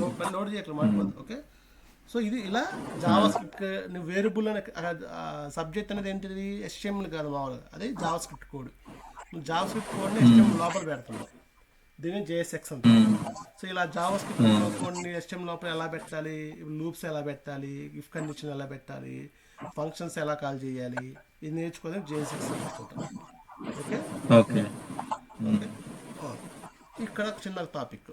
ఇప్పుడు ఈ సబ్జెక్ట్ అనే వేరియబుల్ నువ్వు హెడర్ కాంపోనెంట్ క్రియేట్ చేస్తావు కదా, ఆ వేరియబుల్ ఫుటర్ కాంపోనెంట్ కాల్ చేయి. ఫుటర్ కాంపోనెంట్లో బైండ్ చేయి, ముందుకు బైండ్ చేయి.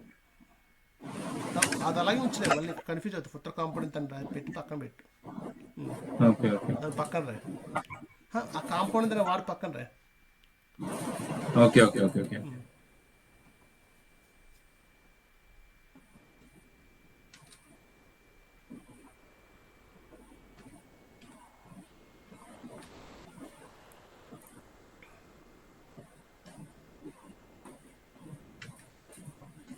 ఏముంది? సబ్జెక్ట్ ఈజ్ నాట్ డిఫైన్డ్ అంటే డిఫైన్ చేయలేదు అంతే. సో ఓకే, ఒక వేర్ పెట్టు, అక్కడ హెడర్లో వేర్ పెట్టు, హెడర్ కాంపోనెంట్లో ఎట్టి బదులు వేర్ పెట్టు.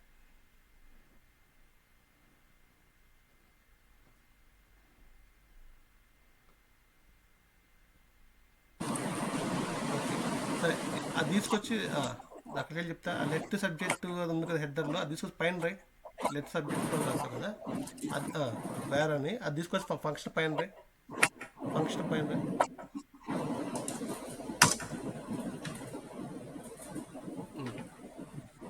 ఇప్పుడు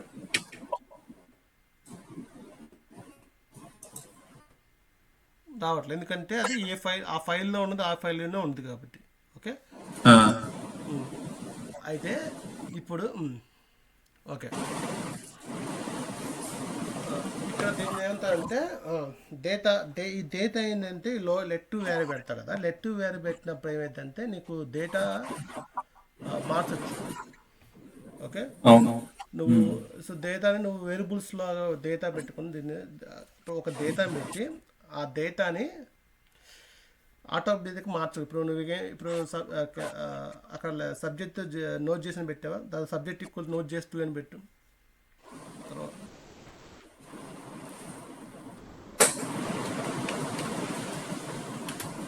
ఫంక్షన్లో రాయ్ నోట్ చేసి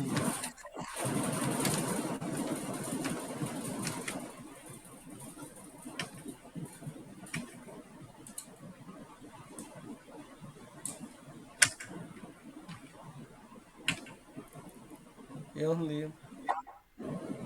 సబ్జెక్ట్ ఈజ్ నాట్ డిఫైన్డ్. ఎందుకంటే ఫంక్షన్ బయట రాదు, ఫంక్షన్ లోపల పెట్టు. వచ్చిందా మామూలు ఫంక్షన్ లోపల రా చెప్తుంది. వచ్చింది కానీ ఫంక్షన్ లోపల రా.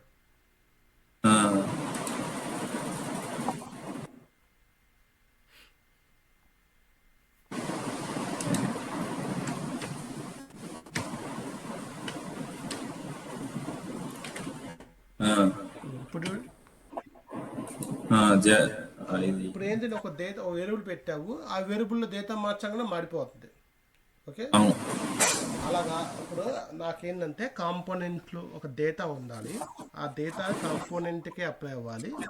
ఓకే, ఆ డేటా కాంపోనెంట్కి అప్లై అవ్వాలి, ఆ కాంపోనెంట్ బయట అప్లై అవ్వకూడదు, ఆ డేటా ఎప్పుడు పడితే అప్పుడు మార్చకూడదు. ఆ డేటా నువ్వు ఆటోమేటిక్గా వేరియబుల్ని మారుస్తే మారకూడదు. ఓకే, కాన్స్టెంట్ యూజ్ చేయాలి. కాన్స్టెంట్ యూజ్ చెప్తా.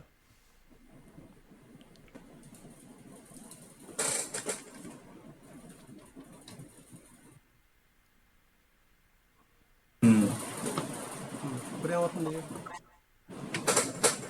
మార్చలేదు. అసైన్మెంట్ కాన్స్టెంట్ వేరియబుల్ అంటే ఓకే ఉంటాయి, ఎందుకంటే నువ్వు మళ్ళీ అసైన్ చేసేది కాబట్టి. సో నోట్ చేసి తీసేది చెప్తా. ఓకే, ఇప్పుడు నాకు డేటా కాన్స్టెంట్గా ఉండాలి కాంపోనెంట్కి, కానీ ఆ డేటా ఎప్పుడు మారాలి, ఒక బట్టలు ఎక్కినప్పుడు మారాలి, లేదా ఒక ఈవెంట్ జరిగినప్పుడు మారాలి, లేదా ఒక యాక్షన్ జరిగినప్పుడు మారాలి. అప్పుడు నువ్వు ఎలా చేస్తావు, కాన్స్టెంట్ని మార్చలేవు. సో దీనికోసమే ఇలా మార్చడం కోసం క్లాస్ కాంపోనెంట్స్లో ఆల్రెడీ కొన్ని ఉన్నాయి. స్టేట్ అనే ఒకటి ఉంది, స్టేట్ అనే ఒక ప్రాపర్టీ ఉంది, ఆ ప్రాపర్టీ బ్యాలెన్స్ సరిపోయింది. ఓకే, సో ఇక్కడ దీంట్లో క్లాస్ కాంపోనెంట్లో స్టేట్ అనేది ఉంది, ఫంక్షన్ కాంపోనెంట్స్లో స్టేట్ అనే కాన్సెప్ట్ లేదు. క్లాస్ కాంపోనెంట్లోనే స్టేట్ అనే కాన్సెప్ట్ని ఫంక్షన్ కాంపోనెంట్స్లో వాడుకోవాలంటే హుక్స్ హుక్ అలా. అంటే ఇప్పుడు స్టేట్ అనే హుక్, స్టేట్ అనేది క్లాస్ కాంపోనెంట్స్ ఉంది, ఫంక్షన్ కాంపోనెంట్ లేదు. సో వాడు ఏం చేస్తాడంటే ఒక హుక్ క్రియేట్ చేస్తాడు, హుక్ ఆల్రెడీ క్రియేట్ చేస్తాడు, వాడుకోవాలి. అదే use state hook. Okay, you hook అంటే ఏంటంటే functionality we need to use set of functionality. Hook అనేది ఫంక్షనాలిటీ. హుక్స్ అంటే కోర్ హుక్స్ ఉంటాయి, కస్టమ్స్ హుక్ ఉంటుంది. కోర్ హుక్స్ అంటే ఆల్రెడీ వాళ్ళు డిఫైన్ చేసి పెట్టుకుంటారు, ఆ ఫంక్షనాలిటీస్ వాడుకుంటారు.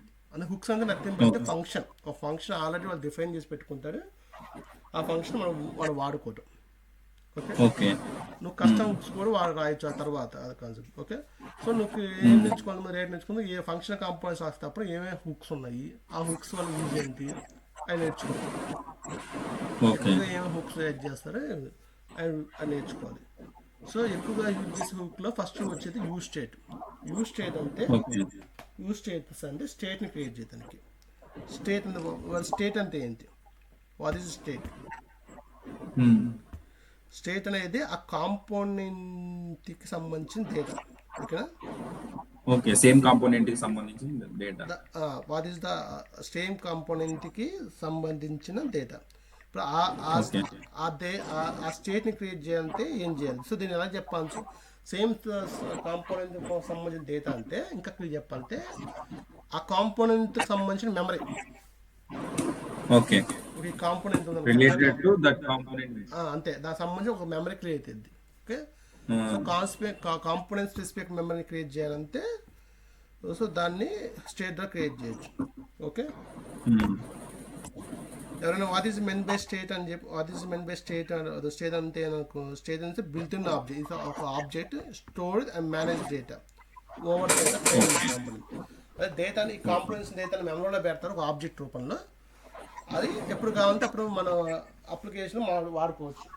ఓకే, అయితే ఈ కాంపోనెంట్ డైరెక్ట్ మార్చొచ్చా? కాంపోనెంట్ అప్పుడు డైరెక్ట్ మార్చలేము. యూజ్ స్టేట్ యూజ్ చేస్తే, అదే స్టేట్ యూజ్ చేస్తే మార్చడానికి ఉండదు. సో దాన్ని మార్చడానికి కూడా మనం ఇంకో ఫంక్షన్ కాల్ చేసి మార్చాలి. అదేంటో చెప్తా. అది మార్చాలంటే యూజ్ స్టేట్ని యూజ్ చేసి మార్చాలి. Okay. Okay. So what is the state అంటే component specific memory, component specific data. ఆ డేటా కాంపోనెంట్ సంబంధించిన మెమరీ లాంటిది. ఇది ఒక ఆబ్జెక్ట్ రూపంలో స్టోర్ అయ్యింది.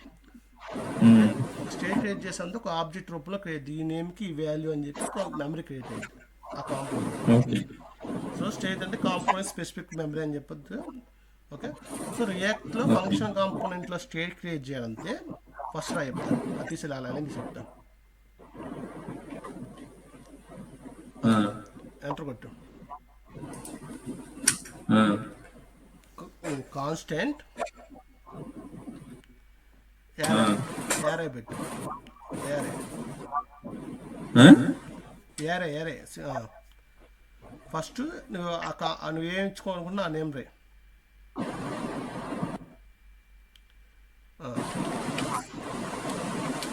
ఈక్వల్ టు చెప్తా యార తర్వాత యార బయటకు వచ్చి చెప్తా. ఈక్వల్ టు యూజ్ స్టేట్ అంటే యూజ్ స్టేట్ అనేది ఫంక్షన్. యూజ్ హుక్ అంటే ఇంటిని బట్టే ఫంక్షన్. యూజ్ స్టేట్ ఎస్కేప్ దాని ఫంక్షన్. ఆటోమేటిక్ ఎంటర్ కొట్టగానే ఇంపోర్ట్ అయింది ఫ్రమ్ రియాక్ట్. ఒక ఇంపోర్ట్ అయితే అది ఫంక్షన్ లాగా రాయి దాన్ని. యూజ్ స్టేట్ అనేది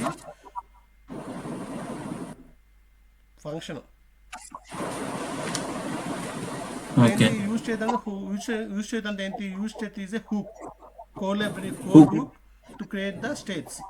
అంటే నువ్వు కోర్ హుక్ అంటే ఆల్రెడీ ఎక్కడ ఉంటే దాన్ని ఇంపోర్ట్ చేసి వాడుకోవాలి.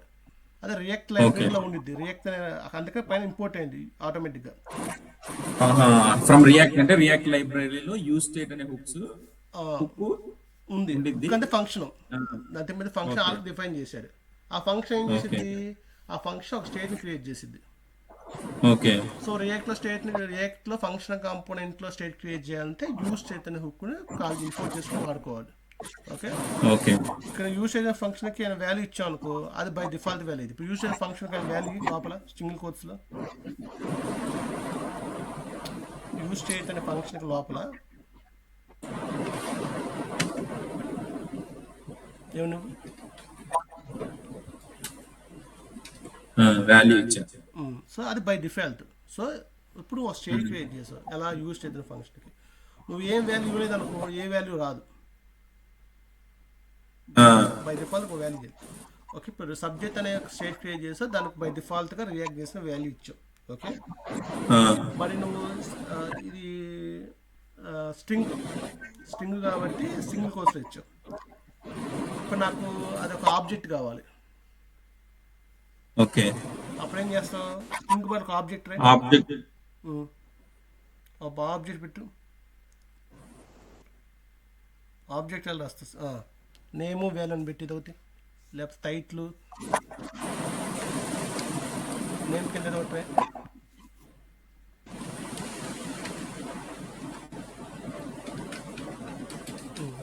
వాల్యూ కింద ఒకటి,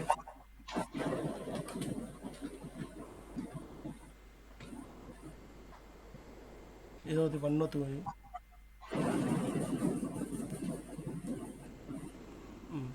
సేవ్ చేయి, రన్ చేయి. ఏమవుతుంది? రన్ చేయి. ఏమొచ్చింది? నువ్వు ఇచ్చిన ఏంటి? ఆబ్జెక్ట్. సో ఆబ్జెక్ట్లో ఉన్న సబ్జెక్ట్ అనేది డైరెక్ట్ ఆబ్జెక్ట్ వచ్చేస్తున్నావు. నువ్వు యారే ఇచ్చావా దానికి వెళ్ళి? యారే సబ్జెక్ట్ యారే. ఇదేమో యూజ్ స్టేట్ లోపల యారే ఇచ్చి కలిపేసే కదా. ఇప్పుడు సబ్జెక్ట్ డాట్ నేమ్ అని ఎక్కడ?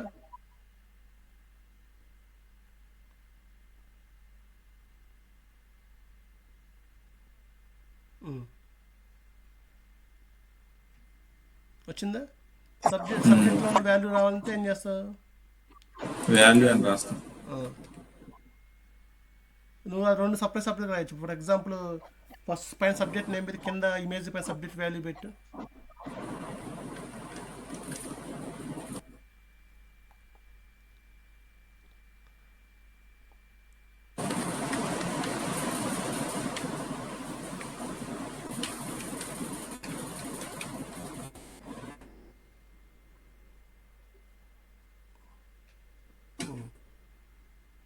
వచ్చిందా కింద 1 ఆ, దానిలోకెళ్ళి ఇది ఇలా నువ్వు ఒక స్టేట్ క్రియేట్ చేస్తావు. ఓకే, ప్రస్తుతానికి ఒక టైటిల్ వాల్యూని పెట్టి ఆబ్జెక్ట్ తీసేసి ఆ నేమ్ వాల్యూ తీసేసి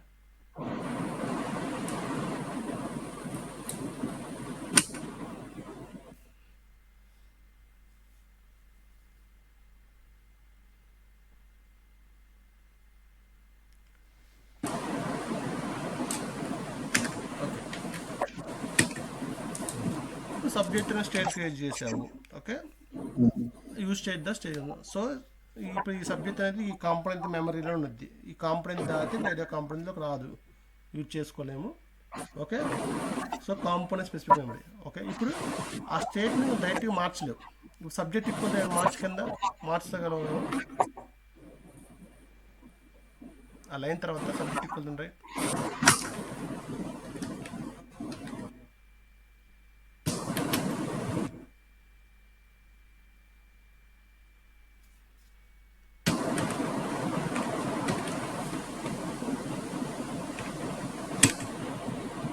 ఇవన్నీ మార్చలేదు, కాన్స్టెంట్ కాదు. ఓకే, మనం మార్చాలి అనుకుంటే దానిలో రేపుతాను ఆ సబ్జెక్ట్ తీసుకుని. ఇప్పుడు మార్చాలనుకుంటే అక్కడ కాన్స్టెంట్ సబ్జెక్ట్ అని పెట్టావు కదా, కామ పెట్టి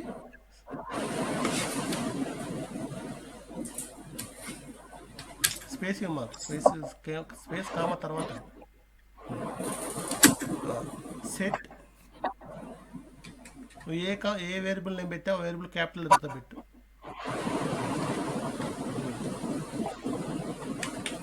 సో ఇప్పుడు సబ్జెక్ట్ అనే వాల్యూ మార్చాలంటే సెట్ సబ్జెక్ట్ అనే ఒక ఫంక్షన్ కాల్ చేసి దానికి ఏ వాల్యూ ఇస్తే ఆ వాల్యూ మారిపోయింది.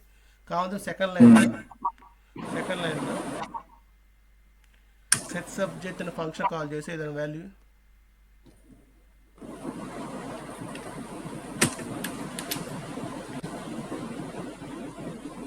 యారో ఫంక్షన్ రాసుకోవచ్చా? ఫంక్షన్ కాల్ చేయదు, ఫంక్షన్ సపరేట్ రాయటం కాదు, డైరెక్ట్ ఫంక్షన్ క్రియేట్ అయిపోయింది, కాల్ చేయి అంతే. ఫంక్షన్ కాల్ చేసా, కాల్ చేసిన వాల్యూ దానికి ఫంక్షన్ లో వాల్యూ ఇవ్వమంటారా? పారామీటర్ లాగా.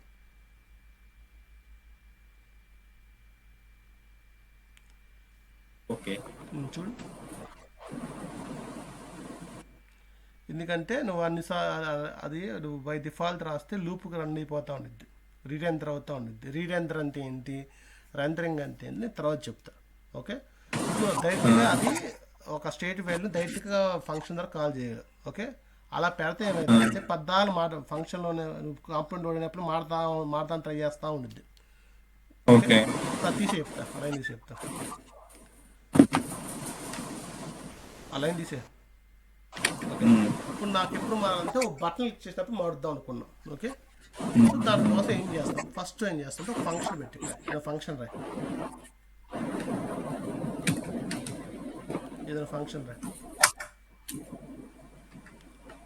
ఆ ఫంక్షన్లో జస్ట్ కంట్రోల్ లాగా హై అని వచ్చి పడేది పెట్టు.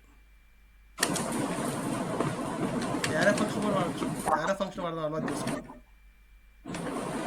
అదే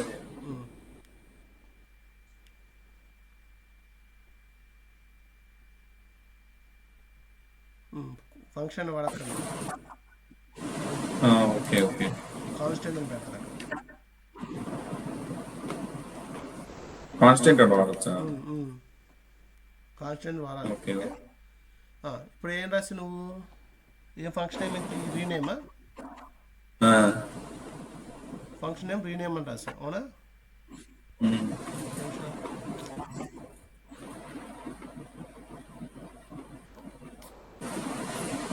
అలాగే చెప్తా. నువ్వు ఆ ఫంక్షన్ క్రియేట్ చేసావు, ఆ ఫంక్షన్ ఎక్కడ కాల్ చేయలేదు కదా. ఎప్పుడు కాల్ చేద్దాం అనుకుంటున్నావు, బటన్ పెట్టినా బటన్ క్లిక్ చేసినప్పుడు కాల్ చేద్దాం అనుకుంటున్నావు. ఓ బటన్ పెట్టి కింద ఎక్కడో శాతం దానిపైన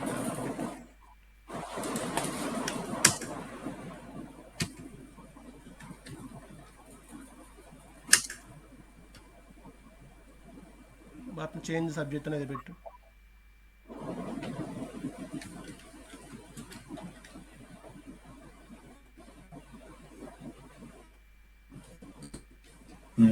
ఈ బటన్ క్లిక్ చేసినప్పుడు ఫంక్షన్ కాల్ జావా స్క్రిప్ట్లో అయితే మామూలుగా ఏం చేస్తావు?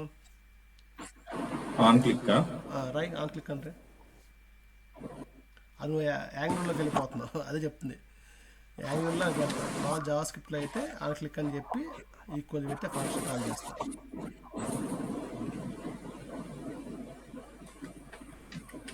ఓకే అయితే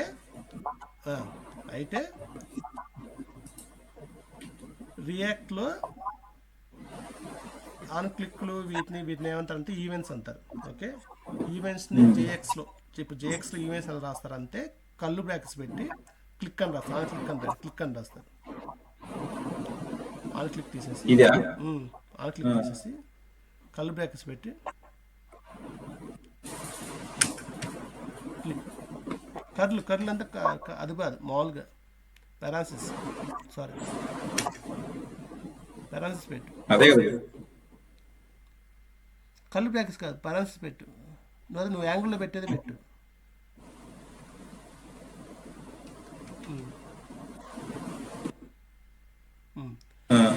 ఇది అదొక యారో ఫంక్షన్లో పెట్టు. రీనేమ్ అని డైరెక్ట్ తీసి చెప్తా. ఒక్క నిమిషం దాన్ని ఒక యారో ఫంక్షన్లో పెట్టి ఆ ఫంక్షన్ కాల్ కింద కాల్ చేయి. ఒక్క నిమిషం క్లిక్ రాశాను. పెరాన్సిస్ పెట్టు. కలర్ బ్రాకెట్స్ ఓపెన్ క్లోజ్ పెట్టి డైరెక్ట్ రీనేమ్ అనే ఫంక్షన్ కాల్ చేయి. ఫంక్షన్ కాల్ పెట్టు మాకు అంతే. సేవ్ చేయి. ఏమవుతుంది? వస్తుంది. ఒక్క నిమిషం ఎక్కడో మిస్ అయింది.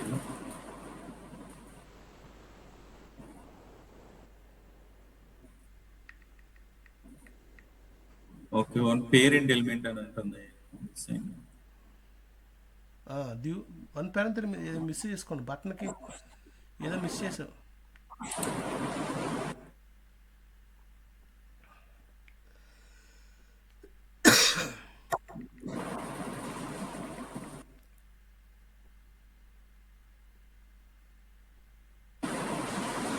ఇప్పుడు చెప్పు.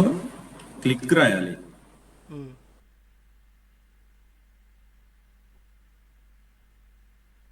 పెరాంథసిస్ లోనా లేకపోతే దేంట్లో పెట్టేది? ఇది క్లిక్ రాయంగానే ఎర్రర్ వస్తుంది. ఏమొస్తుంది error? On JS click expression అక్కడ క్లిక్ బదులు ఆన్ క్లిక్ అని పెట్టు. ఆన్ క్లిక్ అని పెట్టు. కల్ బ్యాగ్స్ తీసి చెప్తా. అది కూడా స్మాల్ చేసి ఆన్ క్లిక్ అంటారు చెప్పు.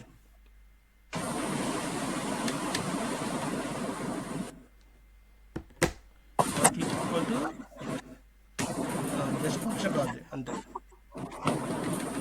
ఫంక్షన్ నేమ్ రాయాలి అంతేనా? రైట్. ఫంక్షన్ నేమ్ రాస్తే టాలెంట్ చెప్తా. రాయ్ అందరూ సేవ్ చేయి. చూడు చూడు ఏముంది. స్పెల్లింగ్ తప్పెట్టిన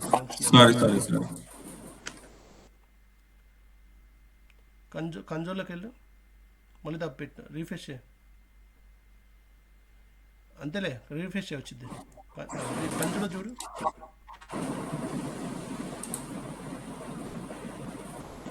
రీఫ్రెష్ చేయి. ఇది వచ్చింది. హాయ్ రీఫ్రెష్ చేయి మామూలుగా. కంజోల్ చూడు. బటన్ క్లిక్ చేయకుండా రాదు కదా. ఇలా మామూలుగా అయితే డైరెక్ట్గా కాల్ చేయకూడదు. అది ఎందుకు కాల్ చేయకూడదు అంటే నీకు తర్వాత చెప్తా. యారో ఫంక్షన్ పెట్టి కాల్ చెప్తా. ఓకే అది ఎందుకు కాల్ చేయని తర్వాత చెప్తా నీకు. ఓకే ఎందుకు కాల్ చేయకూడదు అంటే ఇప్పుడు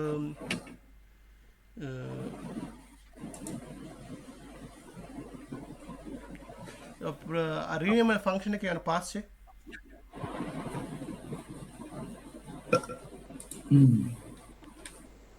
దాని కంజోలు పింజే.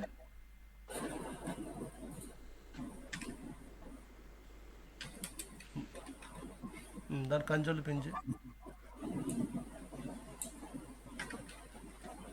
ఏమని చూడు. ఇన్స్పెక్ట్ చేయి. ఏమవుతుంది? డైరెక్ట్ వచ్చేస్తుంది. క్లిక్ చేయకుండా డైరెక్ట్గా వచ్చేస్తుంది. క్లిక్ చేయకుండా అంతే. దీన్ని ఏమంటే దీన్ని రియాక్ట్లో పేజ్ లోడ్ అవుతాన్ని రెండర్ అవుతాం అంటారు, కాంపోనెంట్ రెండర్ అవుతాం అంటారు. ఇక్కడ కాంపోనెంట్ రెండర్ రీరెండర్ రెండు కాన్సెప్ట్స్ ఉన్నాయి. అవి కాంపోనెంట్ రెండరింగ్ అంటే పేజ్ లోడ్ అయిన ఫస్ట్ టైం లోడ్ అయినప్పుడు ఇప్పుడు యాప్ దా చేసి లోడ్ అయినప్పుడు కాంపోనెంట్ లోడ్ అవుతుందా దాని రెండరింగ్ అంటారు. ఓకే, ఫస్ట్ టైం లోడ్ అవుతుంది రెండరింగ్ అంటారు. ఓకే, సో ఇక్కడ ఓకే ఇక్కడ ఏమవుతుందంటే మళ్ళీ ఇంకోసారి రెండర్ అవుతుంది దాని రీరెండరింగ్ అంటారు. ఓకే, సో ఇక్కడ యాక్చువల్గా ఈ ఫంక్షన్ ఎప్పుడు రెండర్ అయినప్పుడే కాల్ అయిపోతుంది, కానీ ఎప్పుడు కాల్ అవ్వాలి, క్లిక్ చేసినప్పుడు. సో దానికోసం ఏం చేస్తారంటే దాని యారో ఫంక్షన్ కింద కాల్ చేస్తారు. ఆ click equal to arrow function పెట్టి ఒక యారో ఫంక్షన్ పెట్టి చెప్తాను. అంటే దాని లోపల చెప్తా రెండర్ ముందు రీనేమ్ అనే ఫంక్షన్ ముందు అలాగే ఉంచింది. రీనేమ్ అనే ఫంక్షన్ ముందు పెనాల్సిస్ ఫంక్షన్ ముందు స్టార్టింగ్ రీనేమ్ అనే రీనేమ్ ఫంక్షన్ ముందుకు చెప్తా.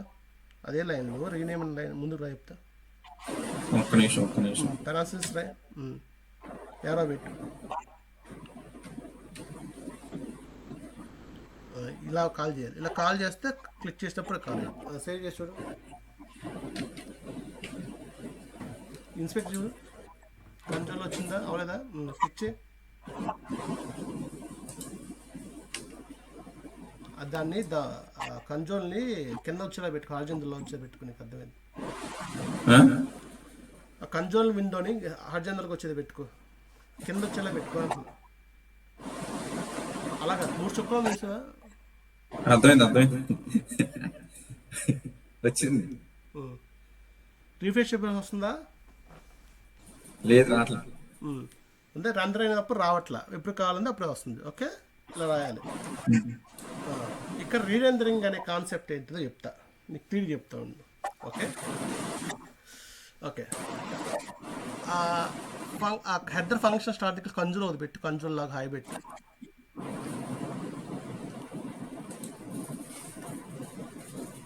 ఇక్కడేనా?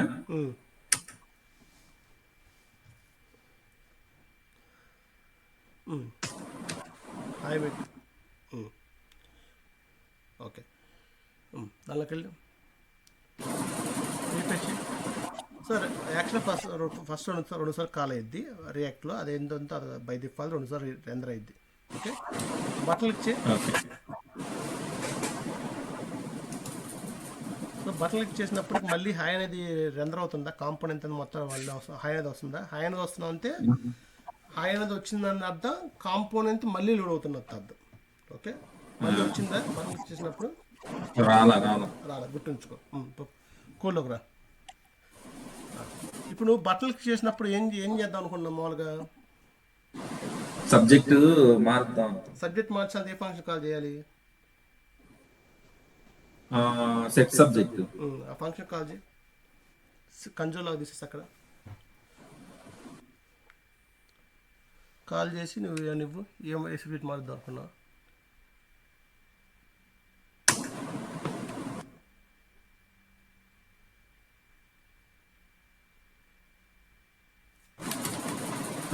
ఇప్పుడు చూడు, వాల్యూ కూడా అవసరం లేదు ఇక్కడ. వాల్యూ కూడా అవసరం, వాల్యూ తర్వాత ఎలా పాస్ చేయాలని తర్వాత చూసుకున్నాం, వాల్యూ కూడా అవసరం లేదు.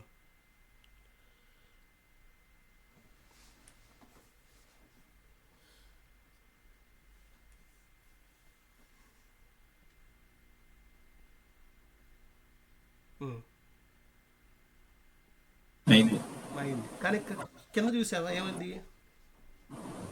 రీఫ్రెష్ మళ్ళీ లోడ్ అయింది. రీఫ్రెష్ మళ్ళీ అర్థమైంది, మళ్ళీ లోడ్ అయింది. ఓకే, ఓ పని చేయి, అది అలాగే ఉంచి కోలో చెప్తా. ఫుటర్ కాంపోనెంట్ బాయ్ అని పెట్టి చెప్తా, కంజోలో బాయ్ పెట్టి ఫుటర్ కాంపోనెంట్ లోపల.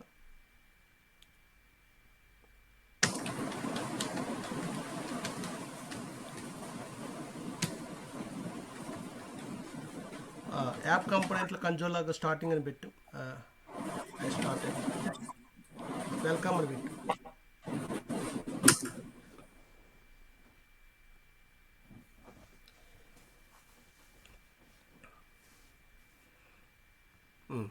ఇప్పుడు చూసి రిఫ్రెష్ అయిపోతుంది first.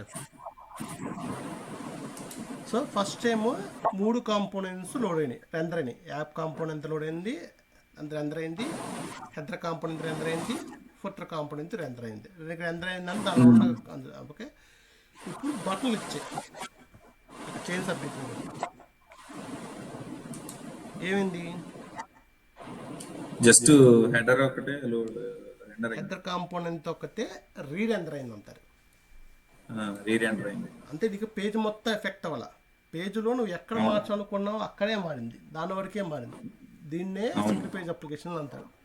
Okay, multi page application అనేది మొత్తం మళ్ళీ పేజ్ అంతా లోడ్ అయ్యింది. ఓకే, కానీ సింగిల్ పేజ్ అప్లికేషన్లో ఏమవుతుంది, మనకి ఏదైతే అవసరం ఉందో ఏ కాంపోనెంట్ వాడుకుంటా ఆ కాంపోనెంట్ వరకు అప్లై అయిపో, అంతవరకు చేంజెస్ నీకు ఫాస్ట్గా అప్లై అయ్యింది. ఓకే, సో సో ఇప్పుడు ఇక్కడ 2 టాపిక్స్ రీరెండర్ టాపిక్స్ చెప్పాను.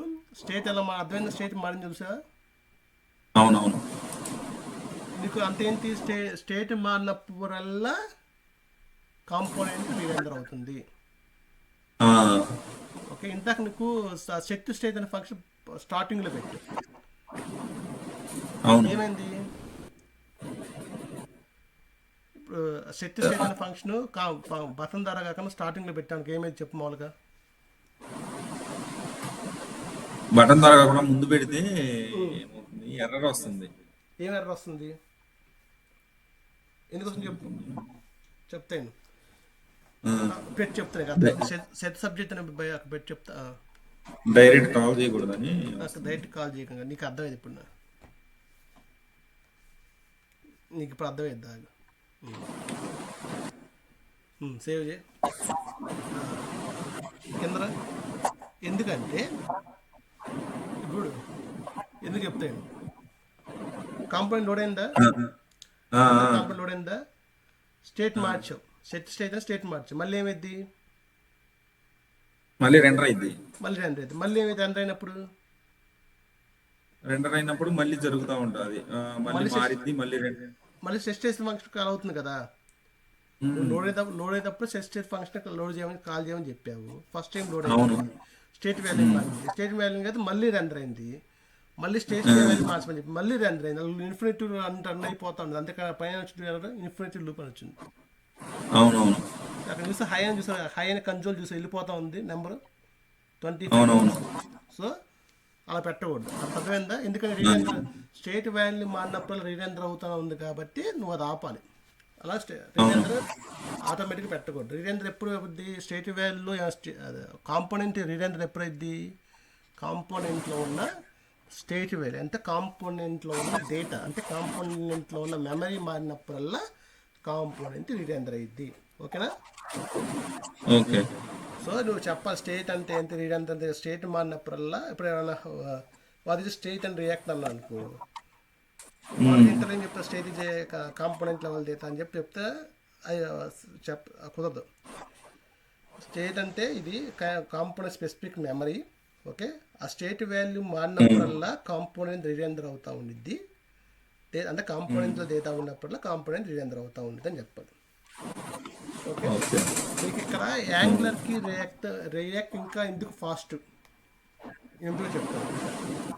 ఇప్పుడు ఇది అర్థమైంది కదా, స్టేట్ అర్థమైంది కదా. అర్థమైంది. ఇది ఇంట్రెస్టింగ్ కాన్సెప్ట్, వర్చువల్ దామనే కాన్సెప్ట్. రియాక్ట్లో ఇంకా రియాక్ట్లో స్టేట్ అనేది అదే ఎందుకు ఫాస్ట్ అంటే, ఇప్పుడు దానికి చెప్తా,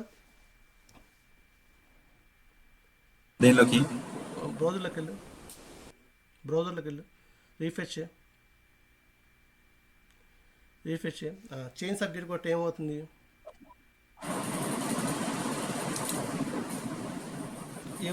మాల్ చేంజ్ సబ్జెక్ట్ కొట్టి ఏమవుతుంది, పైన స్టేట్ మారుతుంది ప్లస్ రెండర్ అవుతుంది. ఏం రెండర్ అవుతుంది, కాంపోనెంట్. ఏ కాంపోనెంట్, రీరెండర్ అవుతుంది. అదే రీరెండర్ అవుతుంది. ఇది ఏ కాంపోనెంట్, అక్కడ ఆ పైన హెడర్ కాంపోనెంట్ ఎక్కడి నుంచి ఎక్కడ దాకా ఉంది, ఇదే కదా. ఐఎమ్ లెర్నింగ్ నోట్ చేసాను, బటన్ దాకా ఉంది. బటన్ హెడర్ లోగో కూడా దానిలోనే కదా, హెడర్ కాంపోనెంట్లోనే కదా. అవునవును, ఇదంతా. ఇప్పుడు ఇన్స్పెక్ట్లోకి వెళ్ళి చెప్తా, ఒకసారి రీఫ్రెష్ చేయి. ఇన్స్పెక్ట్లోకి వెళ్ళి ఎలిమెంట్స్ అని వెళ్ళి ఎక్స్పెండ్ చేసి ఎక్స్పెండ్ చేయి. దీన్ని ఎక్స్ప్లెయిన్ చేయి. నీకు ఇంకా అర్థం కావటం కోసం ఓ పని చేయి, కోడ్లోకి వెళ్ళి చెప్తా. హెడర్ కాంపోనెంట్ యూజ్ ఎలిమెంట్కి హెడర్ అని పెట్టుకో, హెడ్డింగ్ హెడర్ అని పెట్టుకో, లేకపోతే header అని పెట్టుకో. ఈ అమ్మ.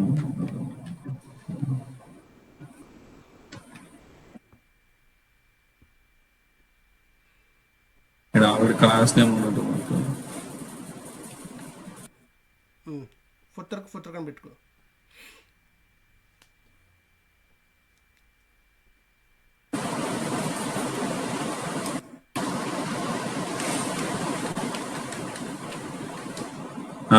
యాప్కి యాప్ అని పెట్టుకో.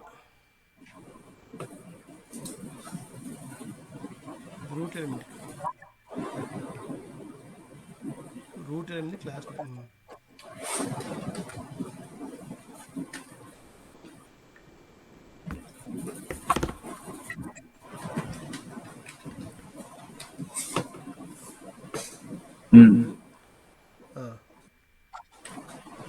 ఇప్పుడు ఇన్స్పెక్ట్ చేయి, ఇన్స్పెక్ట్ చేయి, మినిమైజ్ చేయి, రూట్ ఎలిమెంట్ మినిమైజ్ చేయి, అన్ని మినిమైజ్ చేయి.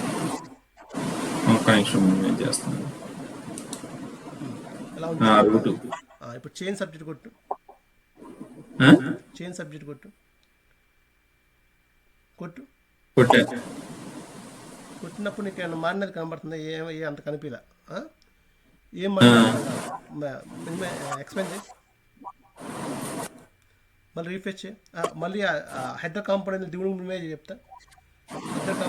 హెడర్ కాంపోనెంట్ దివుని మినిమైజ్ చేయి, దాని లోపల ఉన్న దివుని మినిమైజ్ చేయాలి. ఓకే. ఇప్పుడు హెడర్ కాంపోనెంట్ అంటే ఆ దివ్వు, ఆ బటన్, ఆ కింద దివ్వు క్లాస్ హెడర్, ఆ మూడు కదా, ఆ మూడు కలిపి కదా. రీఫ్రెష్ చేయి ఒకసారి, మళ్ళీ చేంజ్ సబ్జెక్ట్ కొట్టు. ఏమన్నా ఆ దివ్ ఓపెన్ చేయి. ఓకే, ఇప్పుడు చూడు, రీఫ్రెష్ చెప్తా నీకు అర్థం. మళ్ళీ ఎక్స్పాండ్ చేసి ఉంచు చెప్తా. దివ్ హెడర్ కాంపోనెంట్ ఎక్స్పాండ్ చేసి ఉంచు. ఇప్పుడు కొట్టు, సేమ్ సబ్జెక్ట్ కొట్టు. నీకు కనబడుతుందా? హైలైట్ అయిందా కింద? ఒక మనం ఎక్కడైతే స్టేట్ అప్డేట్ చేసామో ఆ ట్యాగ్ అయితే మామూలుగా కాంపోనెంట్ రెండరింగ్ అంటే ఏమంటున్నాం మనం? ఆ కాంపోనెంట్లో ఉన్న అన్ని ఎలిమెంట్స్ రెండర్ అవుతాయి కదా. యాక్చువల్ వాటిలో జరిగిద్ది, ఎక్కడ యాంగులర్లో యూజ్ చేసి వాటిలో జరిగిద్ది. ఇక్కడ ఏంటి, ఇక కాంపోనెంట్ అంటే కాంపోనెంట్లో ఉన్న స్పెసిఫిక్ ఎలిమెంట్ ఒక్కటే మారినట్టు కనబడుతుంది. యాక్చువల్గా అర్థమైందంటే కాంపోనెంట్ మొత్తం ఆ కాంపోనెంట్ ఆ దివ్ మొత్తం మళ్ళీ లోడ్ అయ్యింది. కానీ ఇక్కడ ఏమవుతుంది, నీకు ఆ స్ట్రాంగ్ అనే ఎలిమెంట్ వరకే లోడ్ అవుతుంది. ఎలా, ఏ కాన్సెప్ట్ ద్వారా చేస్తున్నారు దాన్ని? ఓకే, దీన్ని వర్చువల్ కాన్సెప్ట్ ద్వారా చేస్తారు. ఏం జరిగిద్ది అంటే, సింపుల్ వర్చువల్ దాని కాన్సెప్ట్ అంటే, కాంపోనెంట్ ఎంత అయితే ఫస్ట్ కాంపోనెంట్ లోడ్ అయితే, లోడ్ అయినప్పుడు ఆ దివ్వుని ఏమంటాడు, ఈ దామ్ అంటాడు. ఆ Dham parent element, child element ఇవన్నీ ఒక ట్రీ లాగా తీసుకుంది. ఒక ట్రీ ఉంది. ఇప్పుడు దీని ట్రీలో రూట్ అనే ఒక చెట్టు ఉంది. ఆ చెట్టుకి యాప్ అనే కాంపోనెంట్ అనే ఒక బ్రాంచ్ ఉంది. యాప్ అనే కాంపోనెంట్ అనే బ్రాంచ్కి హెడర్ అనే కాంపోనెంట్ ఇంకో బ్రాంచ్ ఉంది, అంటే కొమ్మ. ఓకే, హెడర్ అనే కాంపోనెంట్ కొమ్మకి హెడర్ కాంపోనెంట్లో మళ్ళీ ఒక దివ్వు మూడు ఆకులు ఉన్నాయి, లేదా మూడు సబ్ కొమ్మలు ఉన్నాయి. అలా ట్రీ ఉంది. లోడ్ అవ్వగానే ట్రీ పిక్చర్ చేసుకునేది అంటే అదంతా కాపీ చేసుకొని, ఆ దామ్ అంతా కాపీ చేసుకొని ఒక మెమరీలో పెట్టుకునేది. ఎప్పుడు ఫస్ట్ టైం లోడ్ అయినప్పుడు. ఓకే, ఆ మెమరీనే వర్చువల్ దామ్ అంటారు. అంటే నీకు రియల్ దామ్ ఫస్ట్ లోడ్ అయినప్పుడు రియల్ దామ్ ఉందా, అదంతా కాపీ చేసుకొని మెమరీలో పెట్టుకున్నాడు, వర్చువల్ దామ్ అంటాడు. ఓకే, ఇది మరి అది స్పెసిఫిక్గా ఆ ఒక్కదాన్ని ఎలా మార్చిద్ది అంటే, సో బటన్ క్లిక్ చేసినప్పుడు మళ్ళీ రీఎంటర్ అయింది కదా, అప్పుడు ఏమైతే మళ్ళీ ఇంకో కాపీ చేసి పెట్టుకునేది. దాన్ని ఇంకో డామ్ని కాపీ చేసి పెట్టుకుంది. దాన్ని అప్డేట్ వర్చువల్ దామ్ అంటాడు. ఓకే, సో అంతకుముందు ఉన్న రియల్ వర్చువల్ దామ్కి అప్డేట్ వర్చువల్ దామ్కి అన్ని నోడ్ లెవెల్తో పిన్ లెవెల్తో సహా రూట్ లెవెల్తో సహా చెక్ చేసుకుంది, మార్క్ చేసుకుంది. ఏదైతే మారితే అంత దాన్ని సపరేట్ ఇంకో మార్క్గా పెట్టుకునేది. సో అంతవరకు దాన్ని తీసుకెళ్ళి రియల్ దామ్ మీద అప్లై చేసింది. ఓకే, దీనే రీకాన్సిలేషన్ ప్రాసెస్ అంటారు. ఓకే, సో ఇది కాన్సెప్ట్ వెనకాల జరిగేది. Okay, okay. అదంతా కాపీ చేసి మెమరీలో పెట్టుకుని మళ్ళీ అప్డేట్ అయినప్పుడు అప్డేట్ వర్చువల్ దామ్ పెట్టుకునేది. ఆ రెండు కంపేర్ చేసుకునేది. దాంట్లో ఏ particular section memory node apply అయిందో ఆ ఎలిమెంట్ యొక్క నోడ్ వరకే మార్చిద్ది. అంతవరకే నోడ్ రీడ్ అంత చేసి మీదంతా రీడ్ అంత చేయదు. ఓకే, సో అందుకే అంత ఫాస్ట్గా ఉంది. రియాక్ట్లీ వర్చువల్ దామ్ అనే కాన్సెప్ట్ ఉండటం వల్ల రియాక్ట్ ఫాస్ట్గా ఉంది. Okay, okay. So virtual Dham అనే కాన్సెప్ట్ రీకన్సిడర్. నీకు ఒకసారి గూగుల్లోకి వెళ్ళి వర్చువల్ దామ్ అని కొట్టు, గూగుల్లోకి వెళ్ళి చెప్తా.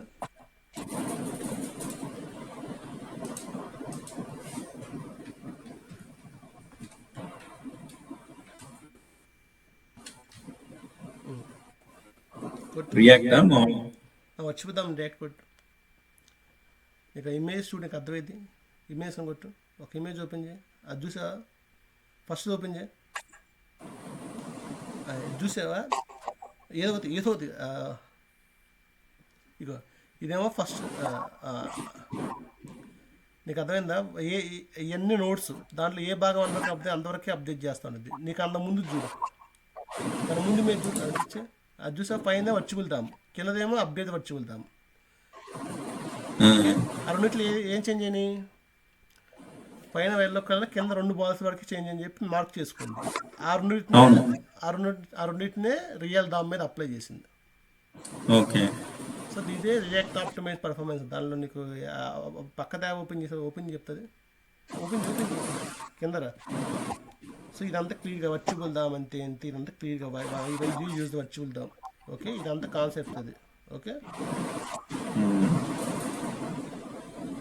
ఇది చూసా, బటన్ పెట్టి ఆన్ క్లిక్ పెట్టి సేమ్ మనలాగే బటన్కి పెట్టి ఆన్ క్లిక్ పెట్టి అన్నీ పెట్టాడు. ఒక కిందరా చెప్తా. ఓకే, దీంట్లో దిఫింగ్ అలా కాదని ఇంకోటి ఉంది. ఓకే, ఒకసారి దానిలో చెప్తా. కోల్లో చెప్తా.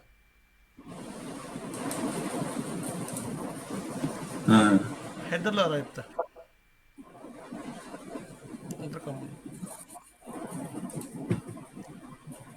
ఇప్పుడు నువ్వు సబ్జెక్ట్ ఉంది కదా, తీసుకొచ్చి లిస్ట్ ఐటమ్ సెకండ్ దానికి పెట్టు. లిస్ట్ ఐటమ్ సెకండ్ దానికి పెట్టు. లిస్ట్ ఐటమ్ సబ్జెక్టా? అది తీసుకొచ్చి సబ్జెక్ట్ ఇక్కడ.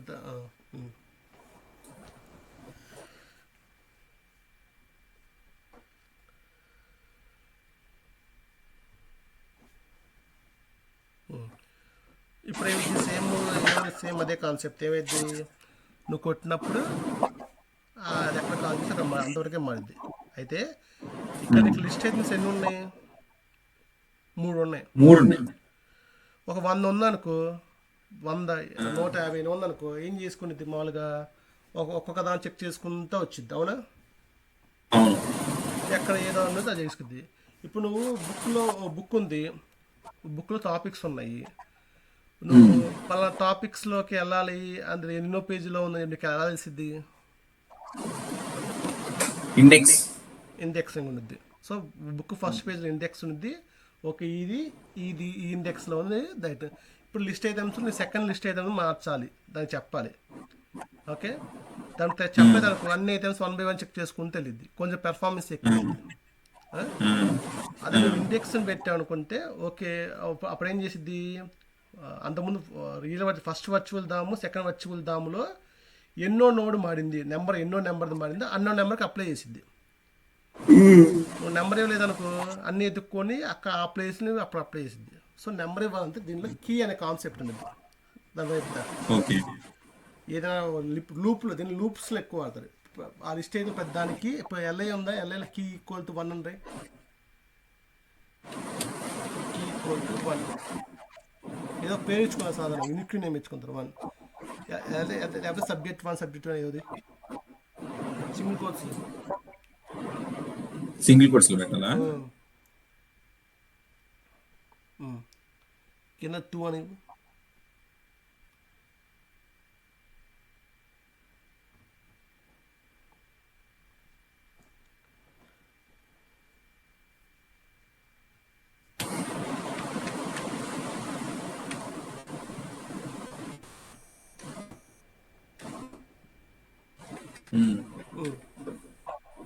ఇప్పుడు రీఫ్రెష్ చేయి బ్రౌజర్లో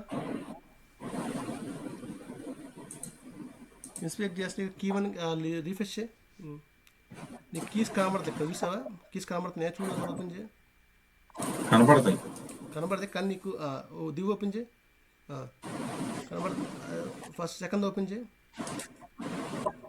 కీ కనబడుతుందా?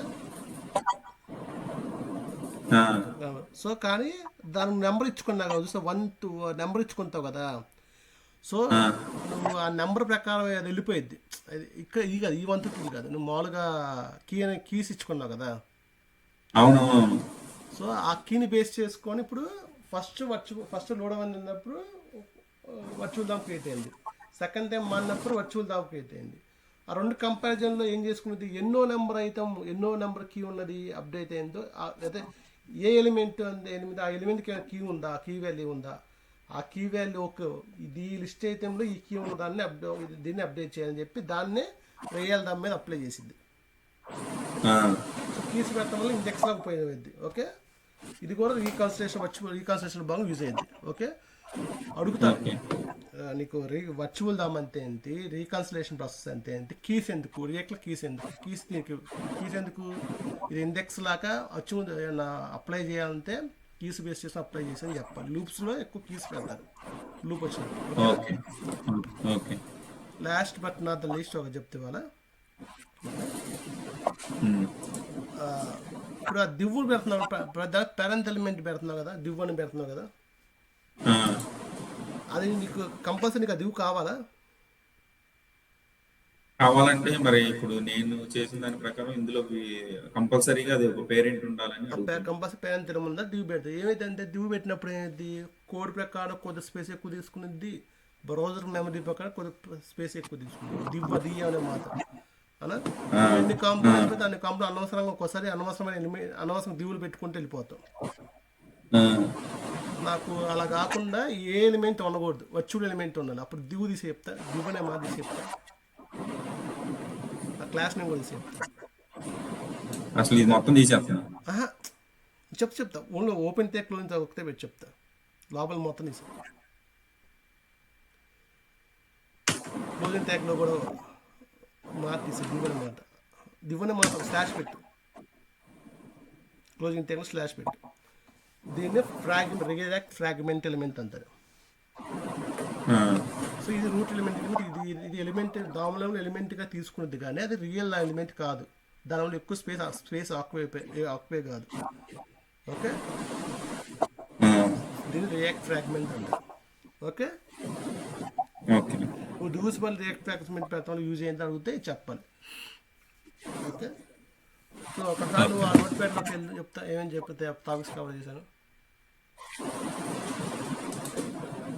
జేఎక్స్ ఆ వరుసలో రాసుకో, చెప్పిన ఇన్స్టలేషను కంప్లీట్, ఆ వర్చువల్ దాము యూజ్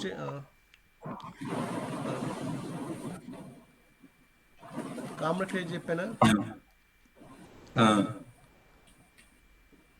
జేఎస్ఎక్స్ చెప్పాను, జావా స్క్రిప్ట్లో HTML జాస్క్రిప్ట్ ఐటమ్, హూక్ అంటే చెప్పాను, కోడ్ ఫంక్షనాలిటీ, యూజ్ స్టేట్ చెప్పాను. యూజ్ స్టేట్ ఎందుకు, స్టేట్ క్రియేట్ చేయడం కోసం రియాక్ట్లో. యూజ్ స్టేట్ కింద అంటారు, స్టేట్ క్రియేట్ చేయడం కోసం.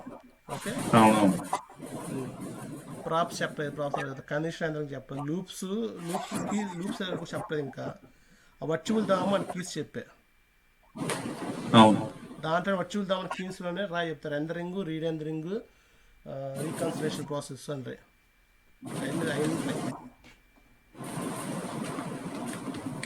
కీస్లో భాగం కాదు, మొత్తం కామ పెట్టి. ఓకే, రెండరింగ్, రీరెండరింగ్,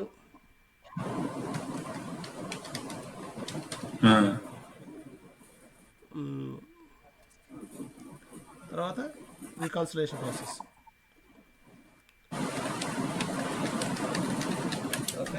రియాక్ట్లో వాడు ఫస్ట్ క్వశ్చన్ అడిగేది ఏంటంటే స్టేట్ అంటే ఏంటి, వర్చువల్ దామ్ అంది. వర్చువల్ దామ్ అనే క్వశ్చన్ లేకుండా రియాక్ట్ ఎంట్రీ ఉండదు. ఓకే, నీకు అర్థమైంది కదా వర్చువల్ దామ్ అనే కాన్సెప్ట్. ఆ కాన్సెప్ట్ నువ్వు ఎలా చెప్పగలవు, ఇంగ్లీష్లో ఎలా ఎక్స్ప్లెయిన్ చేయగలవు, ప్రాక్టీస్ అవ్వు. ఒకసారి నాకు ఏదన్నా అంతే, ఇంటర్వ్యూ ప్రాక్టీస్ అవుతాం అంటే. ఇప్పుడు నీకు అర్థమైంది కదా, నువ్వేం చేస్తావు, నీకు అర్థమైన దాన్ని ఇంగ్లీష్లో టైప్ చేసుకో. దాన్ని టైప్ చేసి ఓకే చాట్ జీబీటీకి అది మొత్తం ఫార్మేట్ చేసి ఇచ్చింది నీకు. అప్పుడు క్లియర్గా ఓకే ఓకే ఓకే అప్పుడు అప్పుడు అప్పుడు నీకు ఈజీగా నువ్వేం చెప్పాలనుకున్నా ఈజీ చెప్పగలుగుతావు. అది కొందరు ఏం చేస్తారు, ఇప్పుడు వర్చువల్ దామ్ అని మొత్తం బట్టి వెళ్ళిపోయి వర్చువల్ దామ్ వాడు ఏంటి, ఎందుకు కీ ఎందుకు ఏం సరిగ్గా చెప్తాంత అప్పుడు చెప్పాలి. ఓకే, అదే సరే సరే బాబు.